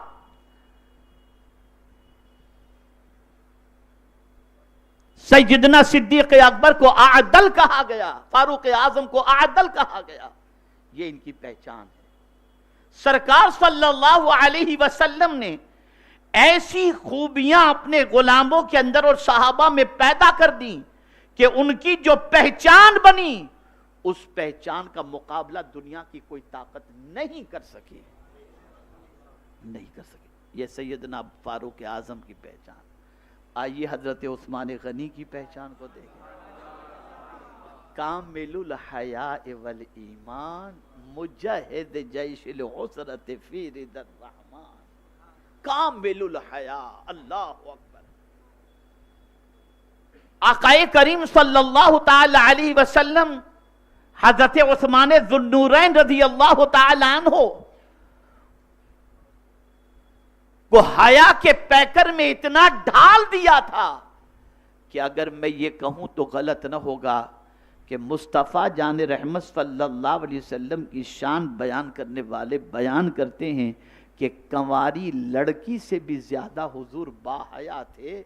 इसी को मेरे इमाम ने कहा, नीची आंखों की शर्मो हया पर दुरूद, ऊंची बीनी की रिफात पे लाखों सलाम। हजरत उस्मान को सरकार की ये हया का रंग इतना पसंद आ गया कि हया की चादर इन्होंने ओढ़ ली और मुस्तफ़ा जाने रहमत की बारगाह से उन्हें हया का तोहफा नसीब हो चुका। इसी के साथ सखावत भी, उस्मान गनी सखावत, अल्लाह अकबर। ये बहुत बड़ी दौलत है, बहुत बड़ी दौलत है। सखावत इतनी बड़ी दौलत है, इतनी बड़ी नेमत है कि जिसे अल्लाह ये सआदत अता फरमा देना, आप ये समझ लीजिए कि उसे अल्लाह ने अपना पसंदीदा बंदा बनाने का इरादा कर लिया। अल्लाह जब किसी को अपना महबूब बनाना चाहता है तो उसके अंदर से बखीली निकाल देता है और सखावत का जज्बा उसके अंदर पैदा कर देता है। आका करीम सल्लल्लाहु अलैहि वसल्लम इरशाद फरमाते हैं, अस्सखी हबीबुल्लाह वलौ कान फाजिर। सखी अल्लाह का महबूब है अगरचे गुनहगार क्यों ना हो। सखावत बहुत बड़ी दौलत है, बहुत बड़ी नेमत है। और हुजूर सल्लल्लाहु अलैहि वसल्लम की सखावत का आलम क्या था? मेरे करीम से घर कतरा किसी ने मांगा, दरिया बहा दिए हैं, दुर्बे बहा दिए हैं। एक कतरा मांगो तो हुजूर दरिया अता फरमा दे। और फिर अगर यकीन पुख्ता हो तो फिर आला हजरत यूं भी कहते हैं, मांगेंगे मांगे जाएंगे, मुंह मांगी पाएंगे। सरकार में न लाहे न हाजत अगर की है। एक शेर इमाम इश्क व मोहब्बत का जिंदगी भर दिलो दिमाग के अंदर वो लोग महफूज कर लें जो गरीबी की वजह से, महंगाई की वजह से, परेशानी की वजह से परेशान होते हैं और कहते हैं आगे क्या होगा। मत घबराओ, ताल्लुक अपने नबी से स्ट्रॉन्ग कर लो, हुजूर से अपना ताल्लुक मजबूत कर लो, इसलिए कि करीम ऐसा मिला कि जिसके खुले हैं हाथ, भरे खजाने। बताओ ए मुफलिसों के फिर क्यों तुम्हारा दिल इस्तिराब में है। हमें तो ऐसे हुजूर मिले हैं जो अपने लिए कुछ रखते ही नहीं, सब कुछ लुटा देते हैं और फिर थोड़ा नहीं है, भरे हैं खजाने हैं हुजूर के पास। खजाना कभी खत्म होने वाला है ही नहीं, इतना हुजूर के पास है। ए बेकरार लोगों, ए मुफलिसों, क्यों घबरा रहे हो? तुम्हें तो ऐसा रसूल मिला जिसके हाथ भी खुले हैं और जिसके पास खजाने भी मौजूद हैं। लेकिन हाँ, ताल्लुक होना चाहिए, कनेक्शन स्ट्रांग होना चाहिए। खैर, हजरत उस्मान गनी कितनी सखावत है। ये सखावत ही थी जिसकी बुनियाद पर पैगंबर रहमत सल्लल्लाहु अलैहि वसल्लम ने हजरत उस्मान ज़ुन्नूरैन से फरमाया, तुम जो चाहो करो जन्नती हो, जो चाहो करो। और फिर आइए मौला अली की बारगाह में चलते हैं। मुस्तफ़ा की शुजाअत का सदका उन्हें मिला। فاتح خیبر تھے وہ، اللہ اکبر، جس خیبر کے دروازے کو 40 لوگ مل کر کے نہ اکھاڑ سکے، تنہا مولا علی نے وہ خیبر کے دروازے کو اکھاڑ کر کے پھینک دیا۔ اور پھر ٹائٹل کیا ملا؟ فاتح خیبر، شجاع تو ہیں ہی، مشکل کشا، اسد اللہ، یہ خطاب ہے۔ پہچان دیکھیے، سب کی آئیڈینٹی دیکھیے، سب کی پہچان دیکھیے۔ آئیے پھر تھوڑا سا نیچے آتے، وقت اتنا نہیں ورنہ آپ کو میں صحابہ کی پہچان اور بتاتا۔ یہ حضرت ابو عبیدہ ابن جراح رضی اللہ تعالی، کیا پہچان ہے عشر مبشرہ میں سے، لیکن پہچان کیا ہے؟ امین الامت، سرکار کی امت کے امین حضرت ابو عبیدہ ابن جراح۔ حضرت معاذ بن جبل، پہچان کیا ہے؟ عالم، سب سے زیادہ علم رکھنے والے، کس چیز کا؟ حلال و حرام کا، یہ پہچان۔ اب یہ مختصر کہنے کے بعد تھوڑا سا اور قریب لے کر کے آؤں، بغداد چلے جائیے، شیخ عبد القادر جیلانی کی پہچان کیا ہے؟ غوث اعظم۔ اجمیر معلیٰ چلے آئیے، خواجہ صاحب کی پہچان کیا ہے؟ غریب نواز۔ آپ ذرا دیکھیں، کیا یہ سب عبادت گزار نہیں تھے؟ کیا یہ سب قرآن کے قاری نہیں تھے؟ کیا یہ سب تہجد گزار نہیں تھے؟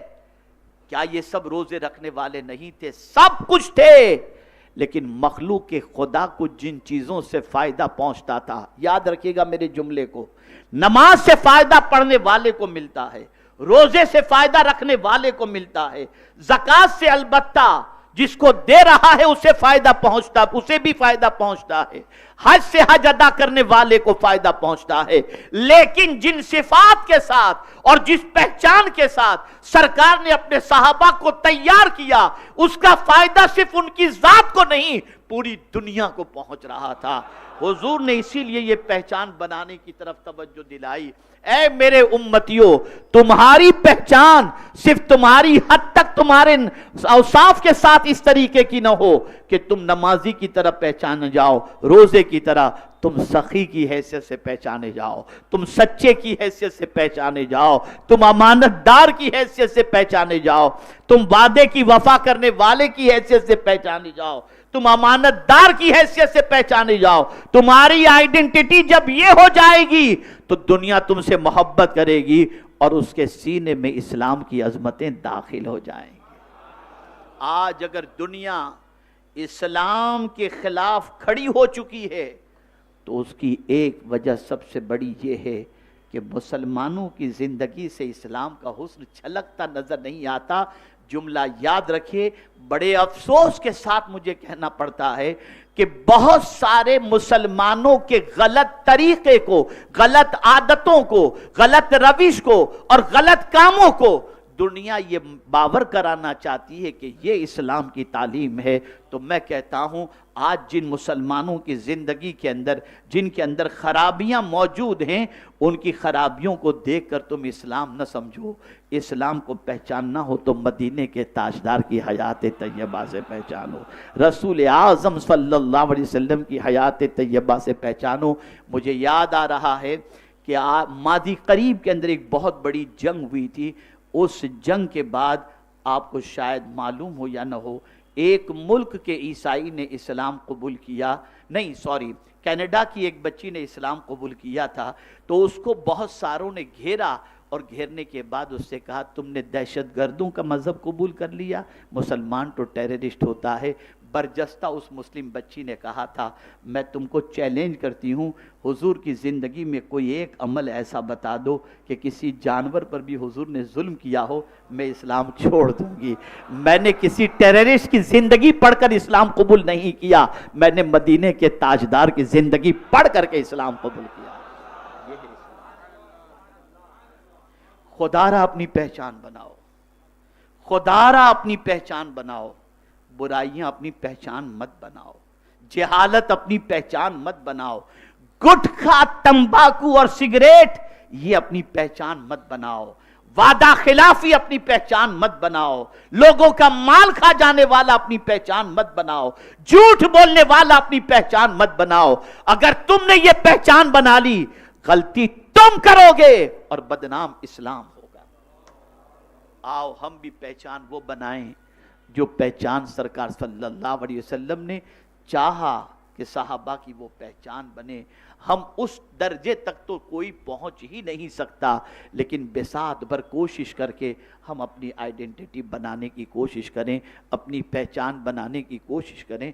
मुझे याद नहीं है, शायद कि अभी मैं बहुत दिनों के बाद आज इज्तिमा में हाजिर हुआ हूँ, मुख्तलिफ मुल्कों के दौरों पर जाने की वजह से। अभी गुज़िश्ता हफ्ते में ऑस्ट्रेलिया में था, कुछ दानिश्वर बैठे हुए थे और इत्तफाक से मैं क्या बताऊं, आपको बताऊंगा तो हैरत होगी। मेरा अपना तजर्बा है, दुनिया में जहां कहीं भी मैं गया हूं और जहां मुसलमानों का अक्सरियती इलाका मैंने देखा, वहां रेस्टोरेंट ज़रूर मैंने देखे, होटलें वहां पर बहुत देखी, खाने पीने का बहुत इंतज़ाम, बहुत होटलें। और ऑस्ट्रेलिया के अंदर रोज़ाना के प्रोग्राम के अंदर मुख्तलिफ किस्म की डिशें आती थी, और मैं भी बहुत हेवी खाना खाने का आदी नहीं, लेकिन रोज़ नई नई डिशें आती थी तो मुझे थोड़ा सा जो है वो ये होने लगा कि यार ये इतना हेवी खाना कैसे चलेगा। तो मैं उनसे कहता था यार कोई सादा बना, हज़रत क्या करें, आज फलां के रेस्टोरेंट से खाना है, आज फलां के रेस्टोरेंट से, आज फलां। पता चला सारे मुसलमानों के रेस्टोरेंट। तो मैंने उस वक्त, याद रखिएगा, अगर मेरे ये अल्फाज आपको याद रह जाएं और दिल पे चोट कर दें तो आप इसको अपनी ज़िंदगी के अंदर नाफिज कीजिएगा और इसको अपने आप को उसके सांचे में ढालने की कोशिश कीजिएगा। मैंने उस वक्त ऑस्ट्रेलिया के दानिश्वरों की नशिश में कहा था, कितने अफसोस की बात है, एक दौर हमारा भी था जिसमें हमारी कुछ पहचान थी, और वो पहचान क्या थी, जहाँ मुसलमान होता वहाँ किताब होती, किताब हमारी पहचान थी। अगर सफ़र के अंदर किसी के हाथ में आदमी किताब देखता तो समझ जाता ये कोई मुसलमान होगा, ये पहचान थी। हमारे घरों के अंदर किताबें मौजूद थी, हमारे टेबल पर किताबें मौजूद थी, तो किताब हमारी पहचान थी। अफसोस के साथ कहना पड़ता है, हमारा किताब से सफ़र शुरू हुआ और कबाब पर आकर के ख़त्म हो गया। अब हमारी पहचान किताब नहीं, कबाब बन गया। ये हमारी पहचान। 10 किस्म के कबाब खाने हो, मुस्लिम मोहल्ले में चले जाओ, कितने अफसोस की बात है, ये मुस्कुराने की बात नहीं। आज ज़रा सोचो, दुनिया में क्यों हमें कोई इज्जत की नज़र से नहीं देख रहा, क्या वजह है इसकी? हमने अपनी पहचान गंवा दी, हमने अपनी शनाख्त गंवा दी, हमने अपनी आइडेंटिटी गंवा दी। इस हफ्तावारी इज्तिमा में मैं आप तमामी हजरात को ये पैगाम देना चाहता हूँ, आओ अपनी पहचान बनाएं, अपनी पहचान सच्चाई बनाएं, अपनी पहचान वादे की वफा बनाएं, अपनी पहचान अमानतदारी बनाएं, अपनी पहचान इल्म बनाएं, अपनी पहचान किताब बनाएं। इसमें कोई शक नहीं, नमाज रोज़ा हज व ज़कात की पाबंदी तो करनी है, लेकिन उसके साथ साथ ये इजाफी वस्फ जब तक कि हमारे अंदर पैदा नहीं होगा, हम दुनिया को इस्लाम का हसीन चेहरा नहीं दिखा सकते। तो आज इस उन्वान के इंतखाब की सबसे बड़ी वजह यह है कि आप में बहुत सारे हसास तबीयत के लोग हफ्तावारी इज्तिमा में तशरीफ़ लाते हैं, जिनके दिलों पर गुफ्तगू का असर होता है और जो अपनी ज़िंदगी बदलने के लिए तैयार हो जाते हैं। तो मैं आप तमामी हजरात से गुजारिश करता हूँ, नफ्स से जंग करो, नफ्स से मुकाबला करो, शैतान से मुकाबला करो और अपने आप की पहचान एक बेहतरीन इंसान की हैसियत से आप कराने की कोशिश करें। ख़बरदार ख़बरदार ख़बरदार, कोई ऐसी आदत आपकी ज़िंदगी से ज़ाहिर न हो जिसे देखने के बाद इंसान के दिल में आपके लिए नफ़रत पैदा हो। अल्लाह के रसूल सल्लल्लाहु अलैहि वसल्लम की तालीमात और आपके पैगामात का असर सदियों के गुज़र जाने के बावजूद भी आज इंसान को अगर अपील कर रहे हैं तो उसकी वजह सबसे बड़ी ये थी, वो कौल के धनी नहीं थे, वो जितना कहते थे उससे पहले اپنی زندگی سے اسے ظاہر کر کے بتاتے تھے. ہمیں اپنے آپ کو چینج کرنا ہے، بدلنا ہے، اور ہماری تحریک کا مقصد، اجتماع کا مقصد یہی ہے. آؤ اور زندگی بدلو، اپنی پہچان بناؤ، اپنی شناخت بناؤ. کاش کے محلے کے اندر، معاشرے کے اندر، کاروباری لوگوں کے اندر ہماری پہچان یہ بن جائے کہ یہ بندہ اتنا سچا ہے کہ ایک پیسہ بھی کبھی ہمارا کھا نہیں سکتا. اگر یہ ہم نے اپنی پہچان بنا لی تو مبارک ہو، مصطفیٰ جان رحمت کی رحمت کا کچھ حصہ ہمیں بھی نصیب ہو گیا. اللہ تعالیٰ رحمت عالم صلی اللہ علیہ وسلم کے صدق و طفیل مجھے، آپ کو، سب کو پیغمبر رحمت صلی اللہ علیہ وسلم کا صحیح معنوں میں غلام بنا دے، اور رسول اعظم کے نقش قدم پر چل کر دونوں جہاں میں سرخروئی حاصل کرنے کی توفیق نصیب فرمائے.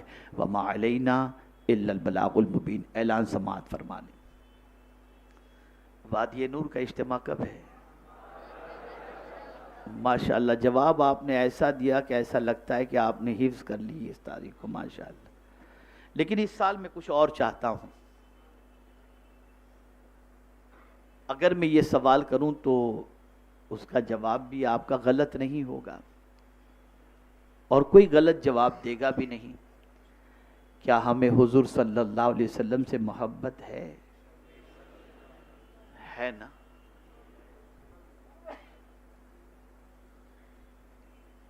اب اس محبت کا ثبوت مختلف طریقوں سے ہم دینے کی کوشش کرتے ہیں، لیکن اب ایک ثبوت آپ کو دینا ہے، اور وہ یہ ہے. ممبئی کے جتنے بھی حضرات ہیں انہیں 12 تاریخ کی رات کو 2 بجے 12 تاریخ کی رات کو 2 بجے انشاءاللہ وادی نور پہنچ جانا ہے. 12 تاریخ کی رات، اور 2 دن مکمل وادی نور میں دھوپ بھی برداشت کرنی ہے، تکلیف بھی برداشت کرنی ہے، اور حضور کی بارگاہ میں یوں عرض کرنا ہے کہ یہ ایک جان کیا ہے، اگر ہو کروڑوں تیرے نام پر سب کو پارا کروں میں. آؤ کبھی اس طرح سے بھی سنت پر عمل کر کے کہ زمین کے اوپر چادر بچھا کر کے سو کر ذرا اس کا بھی مزہ لو، اور اس طرح بھی مصطفیٰ جان رحمت کی سنت کو زندہ کرنے کی کوشش کرو. آپ سب دوست احباب کے ساتھ، متعلقین کے ساتھ، آپ کی ذمہ داری ہے تنہا نہیں آنا. آپ کو، آپ اس دعوت کو اتنا عام کریں، ہر شخص یہ طے کرے کہ میں اپنے ساتھ 10 مردوں کو لے کر کے انشاءاللہ. عورتوں کا اجتماع 10 بجے تک ختم ہو جائے گا، اس کے بعد عورتوں کو نکلتے نکلتے 11-12 بج جائیں گے. آپ اس کے بعد انٹر ہوں. تہجد کی نماز وہاں پر ہوگی انشاءاللہ، فجر کی نماز ہوگی، درس قرآن ہوگا، درس حدیث ہوگا. اور میں ایک چیز آپ کو بتاؤں کہ تکلیف کو اگر محسوس نہیں کرنا تو اس کے لیے ایک سوچ کی ضرورت ہوتی ہے، اور وہ سوچ یہ ہے کہ اگر آپ صرف اتنا سوچ لیں کہ 2 دن کی میری قربانی سے اللہ عز و جل بھی راضی ہوگا اور حضور صلی اللہ علیہ وسلم بھی راضی ہوں گے، اور شاید کبھی نگاہ کرم مصطفیٰ جان رحمت کی پڑ جائے تو دونوں جہاں کی کامیابی نصیب ہو جائے گی. تو آپ تیاری کریں اور محنت و مشقت کریں، افراد سازی کریں. مال کمانا، دولت جمع کرنا، کاروبار کرنا یہ زندگی بھر لگا پڑا ہے، اور یہ آپ کرتے ہیں، کرتے رہیں گے. لیکن میں آپ سے گزارش کرتا ہوں کہ یہ 2 دن کی قربانی آپ دیں وادی نور کے اندر، اور جہاں جہاں سے آپ تشریف لائے ہوئے ہیں ہر بندہ اپنے اعتبار سے 20 آدمی، 25 آدمی، 50 آدمی سب کو لے کر قافلے کی شکل کے اندر جمعہ کی رات کو 2-3 بجے تک وادی نور میں پہنچنے کی کوشش کریں. آپ میں سے کتنے لوگ یہ کوشش کریں گے؟ انشاءاللہ سب کوشش کریں گے انشاءاللہ. اللہ تعالی ہم سب سے وہ کام لے جس سے اللہ بھی راضی ہو اور اس کے رسول صلی اللہ علیہ وسلم بھی راضی ہوں. وما علینا الا البلاغ المبین. السلام علیکم ورحمۃ اللہ وبرکاتہ.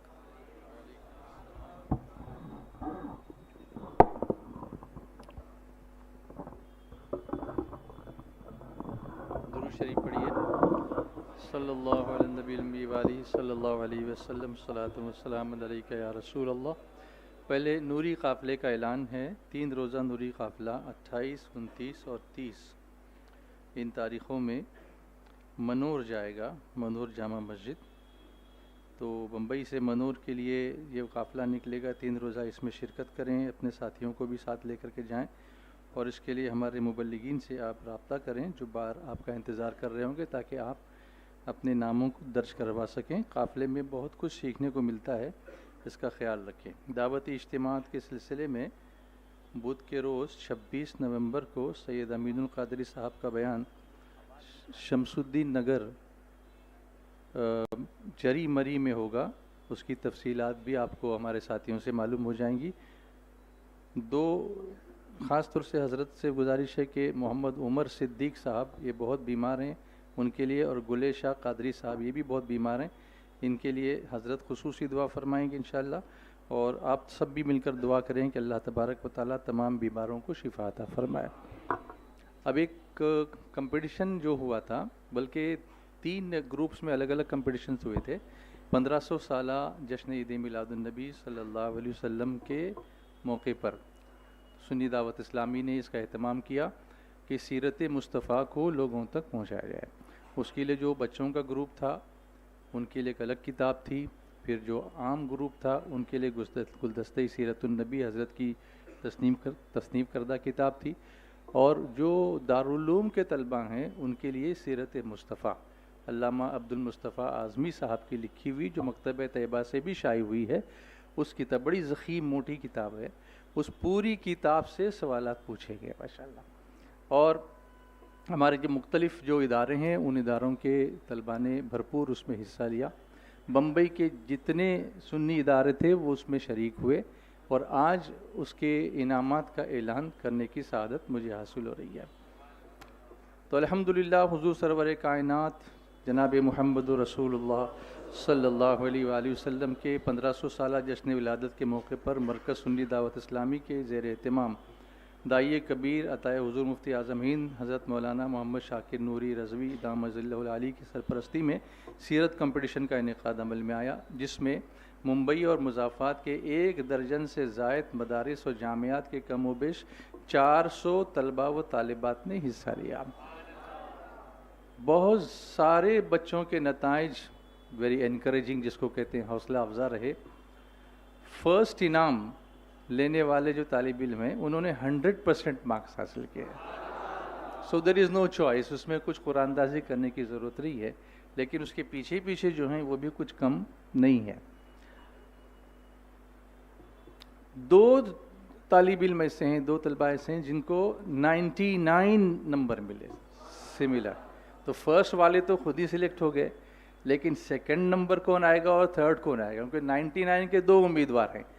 تو اب ہمارے علماء کرام نے مل کر کے اس پر غور و خوض کیا، حضرت سے بھی مشورہ کیا، حضرت مفتی صاحب قبلہ بھی تشریف فرمائے، مفتی زبیر صاحب۔ اب جب یہ انعام کا اعلان ہوگا تو وہ بھی ماشاءاللہ مسکرائیں گے انشاءاللہ تعالی۔ تو بات یہ طے ہوئی کہ 99 پر جو ٹائی ہوا ہے تو اس میں قرآن اندازی کی جائے، اور قرآن اندازی کر کے جس کا نام قرآن میں نکلے گا وہ سیکنڈ ہوگا، جس کا رہ جائے گا وہ تھرڈ ہوگا۔ اچھا، انعامات کتنے ہیں؟ فرسٹ انعام 92,000۔ ابھی 92 کیوں؟ حضور صلی اللہ علیہ وسلم کے نام پاک کے جو اعداد ہیں وہ 92 ہیں، اس مناسبت سے یہ بھی نسبت کا خیال رکھا گیا ہے۔ دوسرا انعام 63 کیوں؟ ہاں، ظاہری حیات طیبہ عمر شریف جو ہوئی وہ 63 سال کی ہوئی۔ اور تیسرا انعام ہے 40۔ آج کے بیان میں آپ نے سنا نا، حضور صلی اللہ علیہ وسلم نے اعلان نبوت کا فرمایا کتنی عمر میں؟ 40 سال۔ تو یہ سب نسبتیں ہیں سیرت مصطفیٰ سے ماشاءاللہ۔ کمپٹیشن بھی سیرت مصطفیٰ کا ہی تھا۔ اب آگے سنیں، 85% یا اس سے زیادہ نمبر حاصل کرنے والے خوش نصیب طلباء و طالبات 98 ہیں، 98۔ ان میں قرآن اندازی کی جائے گی، اس میں جو پہلے 15 نام نکلیں گے ان کو 1500 روپئے دیے جائیں گے، ایک کتاب دی جائے گی، اور سرٹیفکیٹ دیا جائے گا، توصیفی سند دی جائے گی. یہ اس کو کہیں گے ہم کہ کنسولیشن پرائز، ترغیبی انعام جس کو کہتے ہیں. باقی جو 83 بچے، ریمیننگ 83 ہیں، جنہوں نے 85% یا اس سے زائد نمبر حاصل کیے ہیں، ان کو 1,000 روپے، ایک کتاب اور توصیفی سند پیش کی جائے گی. تو یہ میں نے خاکہ پیش کر دیا آپ کے سامنے. اب دل تھام کے بیٹھیے اور پہلا انعام حاصل کرنے والے طالب علم کا نام اناؤنس کرنے کی میں ابھی سعادت حاصل کرتا ہوں.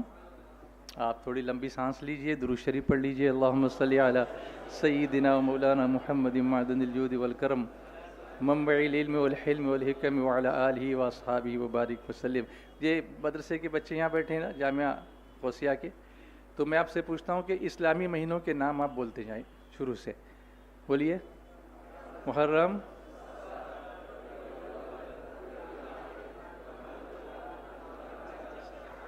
رجب، اور اب جو نام آیا شیخ شعبان. ماشاءاللہ ان کا نام آیا، 100% انہوں نے مارکس حاصل کیے ماشاءاللہ. مفتی زبیر احمد صاحب قبلہ کے ہاتھوں سے ان کو انعام سے نوازا جائے گا. بہت بہت مبارک ہو. ہاں ماشاءاللہ یہ مرکزی جو ہمارا ادارہ ہے جامعہ غوثیہ نجم العلوم، جو یہیں پڑوس میں ہے، نیکسٹ بلڈنگ، وہاں زیر تعلیم ہے ماشاءاللہ. بہت بہت مبارک ہو ماشاءاللہ. نعرہ تکبیر، نعرہ رسالت، سبحان اللہ سبحان اللہ. اب میں نے بتایا تھا کہ 99 پر ٹائی ہے، تو ٹائی بریکر کیسے کرنا ہے؟ تو ٹائی بریکر کے لیے قرآن اندازی ہوگی. 2 ناموں میں سے جس کا نام پک ہوگا، we don't know it is. 2 نام میں بتا دوں آپ کو. محمد اجمل بخشی ہے ایک، اور ایک اور جو ہے 99 پر وہ ہے علی مرتضیٰ ابن اسحاق. تو ان دونوں میں سے جس کے نام کا قرآن نکلے گا وہ سیکنڈ آئے گا، جس کا نام نہیں نکلے گا وہ تھرڈ آئے گا. It's up to you now, it's your luck, I don't know. تو حضرت سے گزارش ہے کہ بسم اللہ الرحمن الرحیم.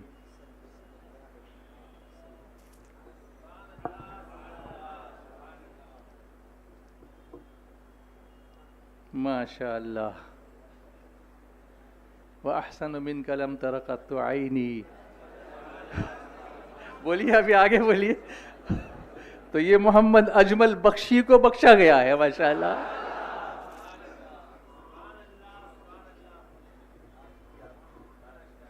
ماشاءاللہ مولانا انصار صاحب استاد ہیں، ان کے ہاتھوں سے ماشاءاللہ ماشاءاللہ. یہ سیکنڈ پرائز ملا. اس کے بعد تھرڈ پرائز نعرہ حیدری ماشاءاللہ علی مرتضیٰ ابن اسحاق ماشاءاللہ سبحان اللہ. یہ ہیں جامعہ ہیرا نجم العلوم ماشاءاللہ. سنی دعوت اسلامی کا ادارہ جو مہاپولی میں ہے، وہاں سے ان کا تعلق ہے. پہلے 2 جو رہے وہ جامعہ غوثیہ سے رہے. سب کو بہت بہت مبارک، اساتذہ کو مبارک. سب کی محنتوں کا ریوارڈ یہاں بھی ملا، انشاءاللہ آخرت میں بھی ملے گا انشاءاللہ تعالی. اب اس کے بعد میں نے آپ کو بتایا کہ 98 ایسے طلبہ ہیں جنہوں نے 85% یا اس سے زیادہ نمبرات حاصل کیے ہیں. اس میں سے 15 خوش نصیب لوگوں کی قرآن اندازی ہوگی، 15 چٹھیاں نکالی جائیں گی، اور ان سب کو 1500 روپے ایک کتاب اور سرٹیفکیٹ دیا جائے گا. تو قرآن اندازی کر کے 15 نام نکال لیے جائیں اور اعلان کیا جائے.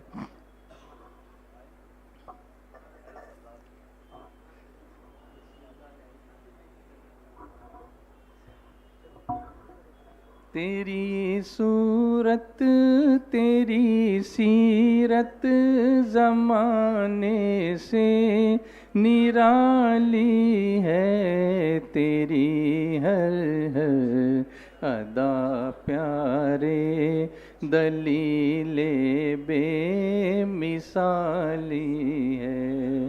وہ ہے اللہ والے جو تجھے والی کہیں اپنا کہ تو اللہ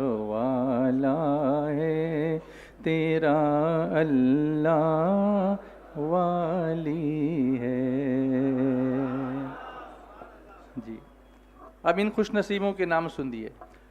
ماشاء اللہ طالبات بھی اس میں ہیں. قریشی خدیجہ ام الخیر ممرہ مدرسے سے تعلق رکھتی ہے ماشاء اللہ. محمد سیف ابن نعیم جامعہ ہرا مہاپولی.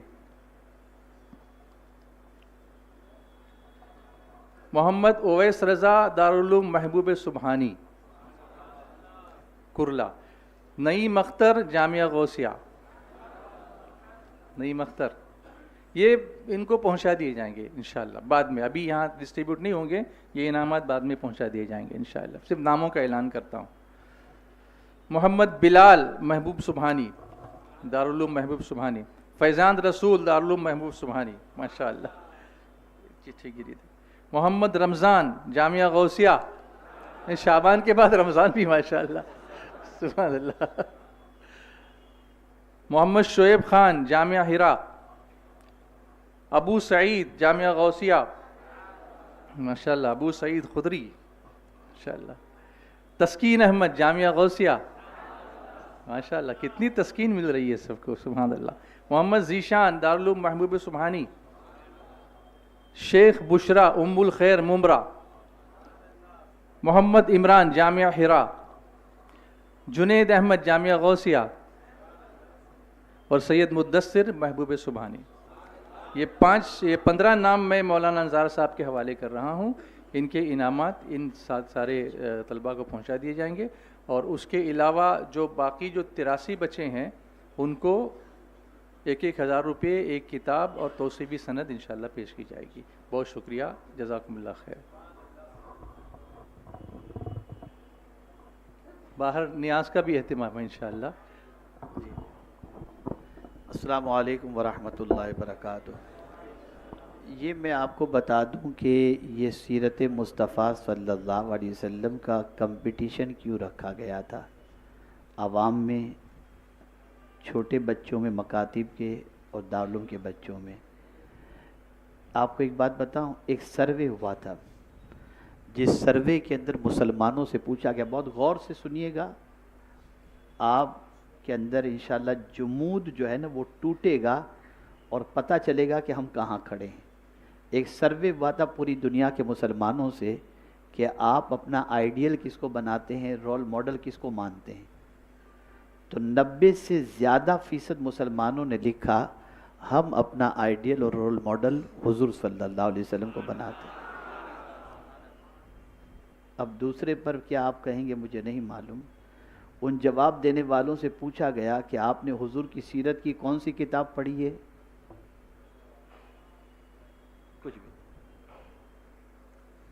مجھے حیرت ہوئی کہ حضور کا غلام حضور کے بارے میں کچھ نہیں جانتا. تو میرے ذہن میں ایک بات آئی کہ ہم کیوں نہ کمپٹیشن رکھیں. 2000 5000 3000 400 500 جتنے بھی لوگ کمپٹیشن کے نام پر اگر میرے آقا کی پوری سیرت پڑھ لیں گے اور اپنا دل اگر اس میں سے کچھ بھی حضور کو دے بیٹھیں گے تو اپنا مقصد پورا ہو جائے گا. تو الحمدللہ آج کے رزلٹ کو دیکھ کر اور اس سے پہلے والے رزلٹ کو دیکھ کر تسکین ہوئی کہ ہم اپنے مقصد کے اندر کہ جو مقصد تھا کہ حضور کی سیرت لوگ پڑھ لیں, میرے آقا کے صدقے میں الحمدللہ اس مقصد میں اللہ نے کسی حد تک کامیابی عطا فرمائی. اللہ ان لوگوں کو جزائے خیر عطا فرمائے جنہوں نے ان بچوں کے انعامات کے سلسلے میں حصہ لیا, اور ان بچوں کو بھی اور ان کے اساتذہ کو بھی اللہ جزائے خیر عطا فرمائے جنہوں نے ان بچوں کے پیچھے محنت کی. کھڑے ہو جائیں. صلاۃ و سلام.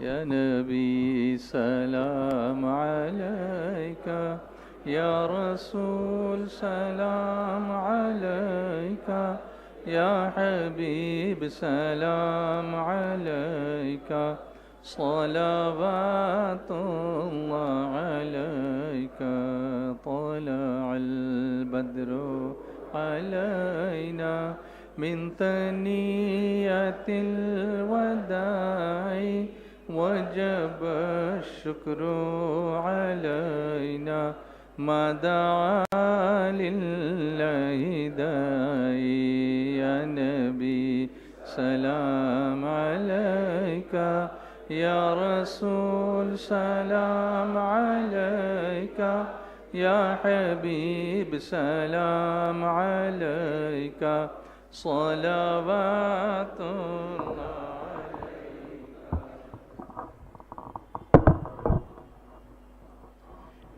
سبحانك اللهم وبحمدك أشهد أن لا إله إلا أنت أستغفرك وأتوب إليك سبحانك اللهم وبحمدك أشهد أن لا إله إلا أنت أستغفرك وأتوب إليك سبحانك اللهم وبحمدك أشهد أن لا إله إلا أنت أستغفرك وأتوب إليك. جس سلسلے میں بھی دعا کی گزارش کی گئی اور جو لوگ بھی جس مقصد کے لیے ہاتھ اٹھا کر پروردگار کی بارگاہ میں التجائیں کر رہے ہیں، میرے مولا اپنے حبیب صلی اللہ علیہ وسلم کے صدقے سب کی پریشانیوں کو دور فرما اور سب کی جائز تمناؤں کو پوری فرما، بیماروں کو شفا نصیب فرما، پریشان حالوں کی پریشانیوں کو دور فرما. وصلی اللہ تعالی علی خیر خلقہ و نور عرشہ سیدنا و مولانا محمد وآلہ وصحبہ اجمعین برحمتک یا ارحم الراحمین. اب آپ کا ایک امتحان ہوگا اور وہ امتحان یہ ہے کہ آئندہ ہفتے اجتماع کے بعد میں انشاءاللہ باہر بیٹھوں گا اور آپ میں سے کتنے لوگ میرے پاس آ کر کے یہ لکھاتے ہیں کہ ہم نے 25 آدمی تیار کیے، ہم نے 20 آدمی تیار کیے، ہم نے 10 آدمی تیار کیے، میں آئندہ ہفتے اسے دیکھوں گا انشاءاللہ. تو مجھے خود بخود پتہ چل جائے گا کہ آپ نے میری بات کا خیال کیا اور محنت کی یا نہیں کی، انشاءاللہ اندازہ ہو جائے گا.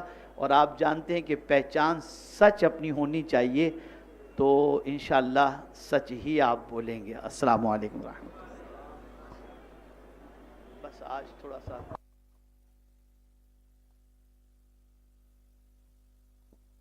جو 300 شرکاء اس مقابلے میں شریک ہوئے تھے ان سب کو بھی توصیفی سند اور ایک کتاب انعام کے طور پر پیش کی جائے گی انشاءاللہ.